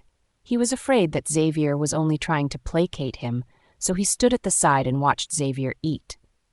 Xavier felt helpless. "Mr. Scott, Miss Valentina will be fine. Don't worry." "Leon, you've seen Valentina and Caroline before. Why do you always mention Valentina but never Caroline?" Since Xavier finally saw the light, he wanted to ask such a question. "Miss Valentina is gentle and doesn't put on airs. She is kind-hearted, beautiful, and generous. Everyone likes her," Leon answered frankly. He didn't hide his thoughts about Valentina. He liked Valentina, but he didn't have any other intentions. She was truly someone he respected. "What about Caroline?" "Mr. Scott, do you want to hear the truth or a lie?" Leon gulped and asked cautiously. He knew that Xavier liked Caroline a lot. If Leon said something bad about Caroline, the punishment he would suffer would not be worth it. "Tell me the truth. I won't be angry no matter what you say," Xavier stated solemnly. Really? Obviously, Leon did not believe it. "Just say what you want to say. There's no need to talk so much nonsense." Xavier was furious. Well, Mr. Scott, take a deep breath first. I'm afraid that you won't be able to bear it. You're asking for a beating. Just say it. Do I seem that weak? Xavier roared, feeling exasperated. Ahem, ahem, Leon cleared his throat. Mr. Scott, Miss Caroline looks gentle, but she only looks gentle and amiable on the outside. She's as vicious as a viper. She's always hitting and insulting us servants. I don't think anyone would want to be her sister other than Miss Valentina. Is it that bad? Humph, that's nothing compared to what she has done. Mr. Scott, do you remember that Miss Valentina came to our mansion as a guest and fell into the lotus pond? I know. Valentina fell into the water and became seriously ill. Caroline was also frightened. How could Miss Caroline be frightened? She was the one who pushed Miss Valentina into the water. Demi saw it with her own eyes, Leon said disdainfully. In the end, Miss Caroline had quickly said that Miss Valentina did not abide by the rules and almost dragged her in when she fell into the water. The corners of Xavier's mouth twitched. Is there anything else? How can there not be? Have you forgotten what happened last year? Leon said with great disappointment. Last year, the Crown Prince came to our mansion as a guest. Miss Caroline secretly lured Miss Valentina out and pushed her down the rockery. Then she went to ask the Crown Prince to save Miss Valentina. Later onwards, Madame arrived and asked someone to call a doctor over. The entire night, Leon told Xavier all about Caroline's evil deeds, one by one. It made Xavier feel as if he had swallowed a fly. He had been so blind that he couldn't see Caroline's bad behavior at all. Valentina is so pitiful. Xavier couldn't help but lament how unlucky she was to have such a vicious sister. Pranking Valentina with trivial things was one thing, but she had even set things on fire at Valentina's coming-of-age ceremony. When Valentina merely wanted to go on a trip, she had been thrown off the horse due to Caroline's antics, and her head was injured. Tsk, tsk, what a vile girl. Leon, have I been unfair to Valentina? Xavier was dismayed. What a bad friend he was. When Valentina needed help, not only did he not help her, but he even dragged her down even more. Thinking of that, Xavier wanted to slap himself to death. Leon chuckled. No, Mr. Scott, how could you be unfair to Miss Valentina? Hey, what are you doing? Why aren't you cleaning up the things? Xavier asked with a straight face. Yes, I'll clean it up immediately. Leon quickly packed up the dishes.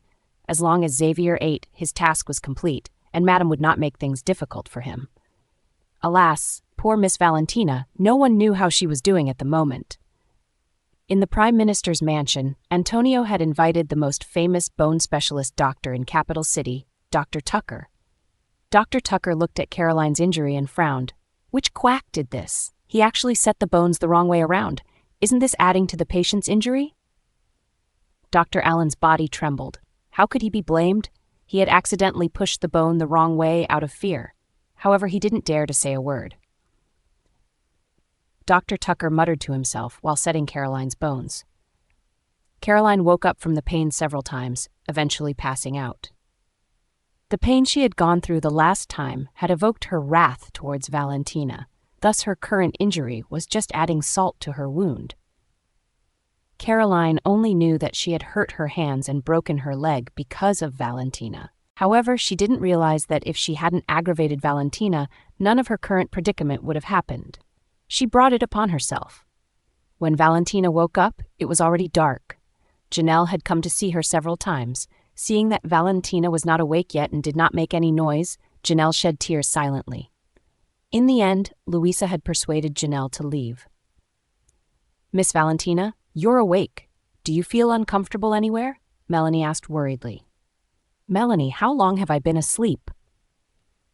Miss Valentina, you've been sleeping for 6 hours. It was Mr. Matthews who sent you back. Miss Caroline's leg was broken by the horse.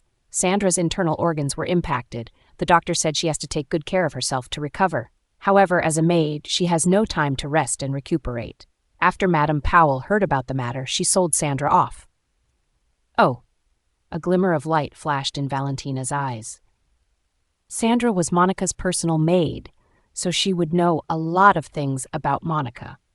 Do you know where she was sold off to? Melanie looked around and saw that there was no one else around. Then she whispered, I knew that you wouldn't let go of her when you woke up, so I asked my brother to follow her. Madame Powell sold her to a brothel. Come on, let's go out and meet Sandra. As soon as Valentina left with Melanie, Adeline came out. Charlotte had not come back since she had been punished in the upper courtyard by Madame Hughes. It was obvious that Valentina no longer cared that much about them. She let Melanie do everything, which made Adeline very dissatisfied. Adeline thought about it for a while and was about to complain to Caroline. However, she did not see Caroline when she went to Caroline's courtyard. Caroline had already fallen asleep because of her injuries. Monica was grounded, so Adeline could not visit Caroline at all. In the end, she lingered outside Caroline's courtyard for an hour before returning to Synody Courtyard. When Sandra was brought out, she was in a disheveled state. Her whole body was mottled with bruises, and she looked very miserable. The moment she saw Valentina, she was so scared that she trembled. "Miss Valentina, please let me go. It was Madame Powell and Miss Caroline who asked me to do this. Miss Valentina, I didn't mean to hurt you." "Sandra, I think you know best who caused you to end up like this." Valentina took a sip of tea and said slowly, "Now, you have two choices. The first one is to go back to the brothel and serve those lower-class people. The second one is that you listen to me and tell me what I want to know. I will save you from your predicament and send you out of Capital City." Sandra thought for a moment. No matter how bad things would get, it would not be worse than her current situation. Thus she asked, "What do you want to know, Miss Valentina?" "Tell me everything you know. If your information is not valuable enough, you will still have to go back to the brothel," Valentina said mercilessly. She was not a saint and had no interest in helping her enemies. Sandra trembled and calmed herself down. "There is one thing that will be useful to you." "Say it." "Madame Powell is faking her pregnancy." "What did you say?" Valentina asked in surprise. "Miss Valentina, Madame Powell is not pregnant at all. She took a kind of secret medicine, which makes her appear pregnant, but after 10 months of pregnancy, no child will come out." Sandra gritted her teeth and sold Monica out. Monica was a heartless woman, and Sandra could not be blamed for ratting her out. Sandra had merely been injured, yet Monica had sold her to that dirty place instantly. What a vicious woman. Valentina carefully thought about the news. In her last life, her mother was burned to death in the fire, and Monica had given birth to a son 5 months later. With that son, she rose and became the matriarch of the family. Valentina did not expect that Monica was not pregnant at all. The younger brother in her previous life was not her father's son. Monica had taken him from someone else. What else? Madame Powell drugged all the concubines in the courtyard. She wanted to poison Mrs. Hughes as well, but Mrs. Hughes' courtyard is well guarded and she couldn't do it. However, she did do something to you. Miss Valentina, the meals you eat will hurt your fertility in the long run. After saying that, Sandra looked at Valentina's calm face and felt her hair stand on end. If an ordinary person heard that, they would probably want to tear Monica into pieces. However, Valentina remained calm and quiet. "Is there anything else?" "That's all." "Really? With Madame Powell's character, I'm afraid she doesn't like Grandma very much." Valentina was like a ghost, expressionless. "Yes, yes, yes! She also did something to Madame Hughes," Sandra said anxiously. "Miss Valentina, Madame Powell wants to hurt Madame Hughes. She tampered with Madame Hughes' food, but I don't know what she did exactly." Valentina's eyes glimmered. After thinking for a while, she stood up and said, "Give her 50 silver coins and let her leave Capital City. From now on, she will never be allowed to show up in Capital City again." "Yes, Miss Valentina." After Valentina came out of the small courtyard, she seemed to be in a daze. She recalled her previous life. Due to the fire at the coming-of-age ceremony, she lost her memories. Monica, who she regarded as her biological mother, was always considerate of her. Moreover, Monica treated her well, often cooking soups and tonics for her, and said it was for her health. Valentina used to be very touched by that, but she didn't expect that they were actually poisons that deprived her of her right to become a mother. No wonder she had not been pregnant for many years in her last life. Nicholas had used that as an excuse to take in a concubine and got entangled with Caroline. Even though Valentina got pregnant later, she could not get rid of her tragic fate because of Monica. "Miss Valentina, are you okay?" Melanie looked at the pale Valentina and asked worriedly. Valentina shook her head and walked aimlessly. She did not know where she was going or where she wanted to go. The Prime Minister's mansion was full of secrets and conspiracies. On the other hand, if she went to the Duke Johnston's mansion, her maternal grandparents would worry about her. After thinking about it for a while, Valentina felt that there was no place for her to go. "Miss Valentina, it's late. You're injured, so you'd better go back first." Melanie held Valentina and comforted her in a soft voice. If others found out they were not in the mansion, Carter would blame them. Valentina smiled wryly and agreed, "Let's go back to Prime Minister's mansion." Melanie called for the carriage and helped Valentina get in. After Valentina got in the carriage, the sorrow on her face disappeared, and she became the innocent and easily bullied Valentina. However, the truth remained out of sight. It was getting dark, and the number of vendors on both sides of the street gradually decreased. The sound of wheels moving on the bluestone road was continuous. Valentina had already regained her composure. She had long seen through the Hughes family and was no longer the silly Valentina in her previous life.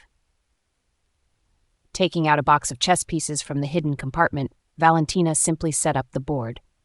Melanie sat aside and watched Valentina play chess with her left hand and right hand. Her every step was neither fast nor slow, as if she had already thought about every move.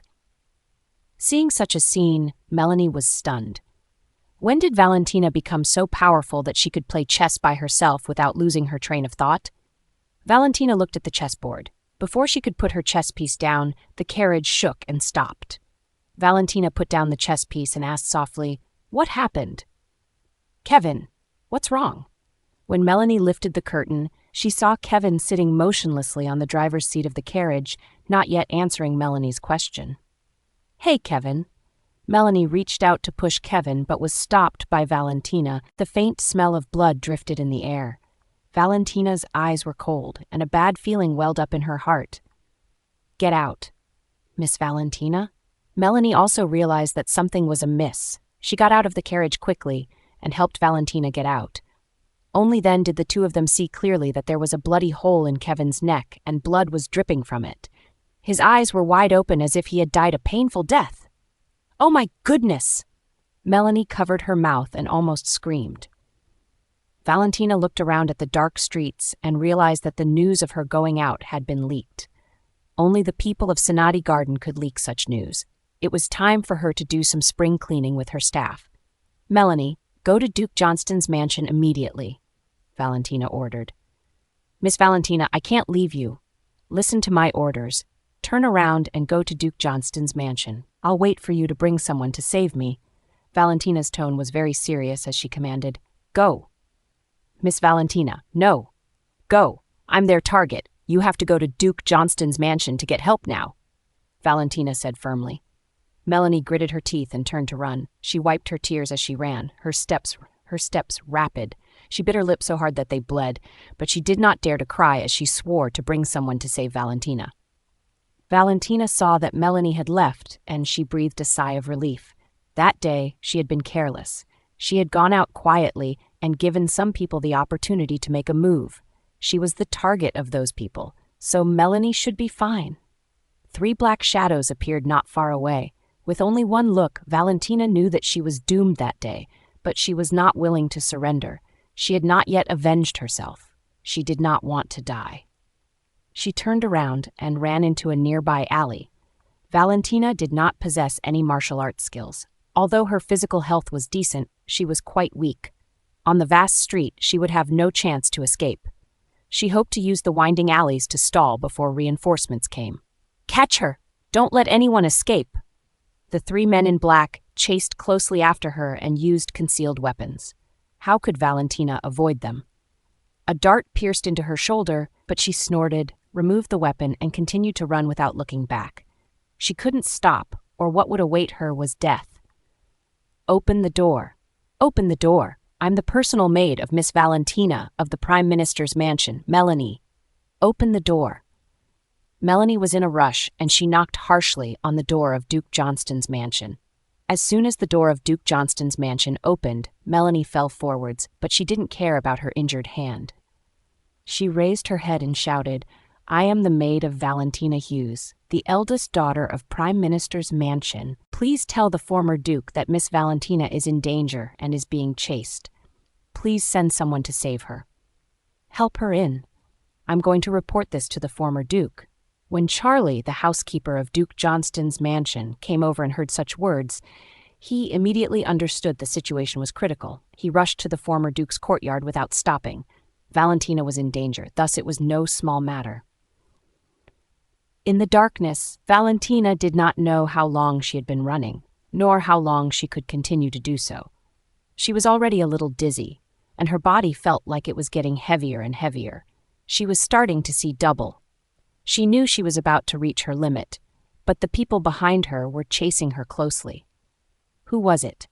Who wanted to kill her at such a time? She thought that there was no one else except for those 2 members of the Hughes family. Valentina only had 1 shoe left on her feet. Her snow-white socks were full of blood, but she couldn't feel any pain. Even if she wanted to stop, she didn't dare because that would mean her death. When Valentina thought she was about to die, she saw lights in front of her, which meant someone was passing by. Without knowing where she managed to muster the energy from, Valentina ran towards the light. "Help! Help!" Obviously, the people who were chasing her did not expect that Valentina, who had been running away quietly, would suddenly call for help. After they reacted, they sneered. Even if her voice was hoarse, no one would save her. "Stop!" The motorcade outside stopped slowly. The chief guard, Brody Phillips, said respectfully, "Your Highness, it seems that someone is asking for help." "Don't bother with it." A cold voice came out with irresistible majesty. "Let's go." As soon as the motorcade began to move, a figure fell out of the dark alley. Her hair was in a mess, and her clothes were stained with blood. She was in a disheveled state. Valentina raised her head and looked at the motorcade in front of her. Her gaze fell on the insignia hanging on the carriage. She immediately understood whose carriage it belonged to. The person in it was Prince Tristan, Gavin Holmes. Valentina quickly knelt down. She tidied up her messy hair and called out loudly, "Your Highness Prince Tristan, I, Valentina Hughes, pay my respects to you." The man in the carriage, who was playing chess, paused. He did not expect that the person outside would be Valentina. What was going on? Wasn't she injured and unconscious, recovering in Prime Minister's mansion? "How dare you disturb Prince Tristan's carriage?" "Brody." A cold and arrogant voice was heard. Upon that, Brody swallowed his words and said, "Let her come over." Hearing Gavin's voice, Valentina breathed a sigh of relief. Looking at the killers who were not giving up, she quickly got up and rushed to the carriage. "Greetings, Your Highness. On my way home, I was chased by gangsters. Can you please send someone to the Hughes family to inform them to send people from Prime Minister's mansion to pick me up and go home?" "Beg me." "Huh?" Valentina blankly looked at the curtain of the carriage as if she didn't hear what Gavin had said clearly. Brody was also surprised. When did Gavin ever talk to a woman? He had never concerned himself with women. Of course, his female subordinates were the exception, but he never spoke with such an arrogant tone to them. What was with his tone then? "Pardon me, Your Highness?" "Beg me." Gavin seemed to be in a good mood and repeated himself. Valentina was acting so stupid that even Brody could not bear to look at her. It's just that Gavin had said such a thing so casually. Was it really right of him to ask a heavily injured woman to beg him? Valentina finally heard him clearly. She raised her chin and asked slowly, "What if I refuse?" Gavin knocked on the chessboard and ordered in a cold voice, "Brody, let's go." The corners of Valentina's mouth twitched. She didn't expect that Gavin was so mean and cold-blooded that he didn't even want to save her. She bit her lips. What was the big deal with asking for help? She immediately bowed and said, "Your Highness, please save my life." The corners of Gavin's mouth lifted and he was evidently in a good mood. "Brody, go to Prime Minister's mansion and inform them that Miss Valentina is in Prince Tristan's mansion.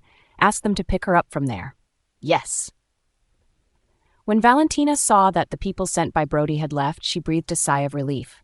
The will to live that had been supporting her all faded away, and she slowly slid down to the ground. "Miss Hughes." Brody caught Valentina, who had fallen down by the waist. "Bring her in." "Huh?" Brody was stunned. Didn't Gavin not allow any woman to get close to him? Even Angelica couldn't get close to him. How could he allow the dirty and bleeding Valentina into the carriage? Was Brody hallucinating? What are you waiting for? Yes. Brody shivered and brought Valentina into the carriage, only to find that the people who chased Valentina were still following them, as if they would not give up until they killed Valentina. Your Highness, those people are still following us. Gavin looked at Valentina, who was covered in blood, and there was a flash of killing intent in his eyes. Kill them, but leave only one alive. Yes. Mr. Matthews, quick. We were attacked right there, Melanie urged eagerly. Hurry up. When Weston arrived at the scene of the accident with the guards of Duke Johnston's mansion, only the carriage and the dead Kevin remained. Valentina had disappeared. Miss Valentina, where are you? Mr. Matthews has brought people to save you. Melanie lifted the curtain. Valentine was not inside, and there was no one else around. Spread out around this area for a search. After finding her, inform the rest with the signal. Also check if anyone else has passed by. Yes, Mr. Matthews. Weston glanced at the empty carriage with undisguised worry on his face. Valentina had to be okay.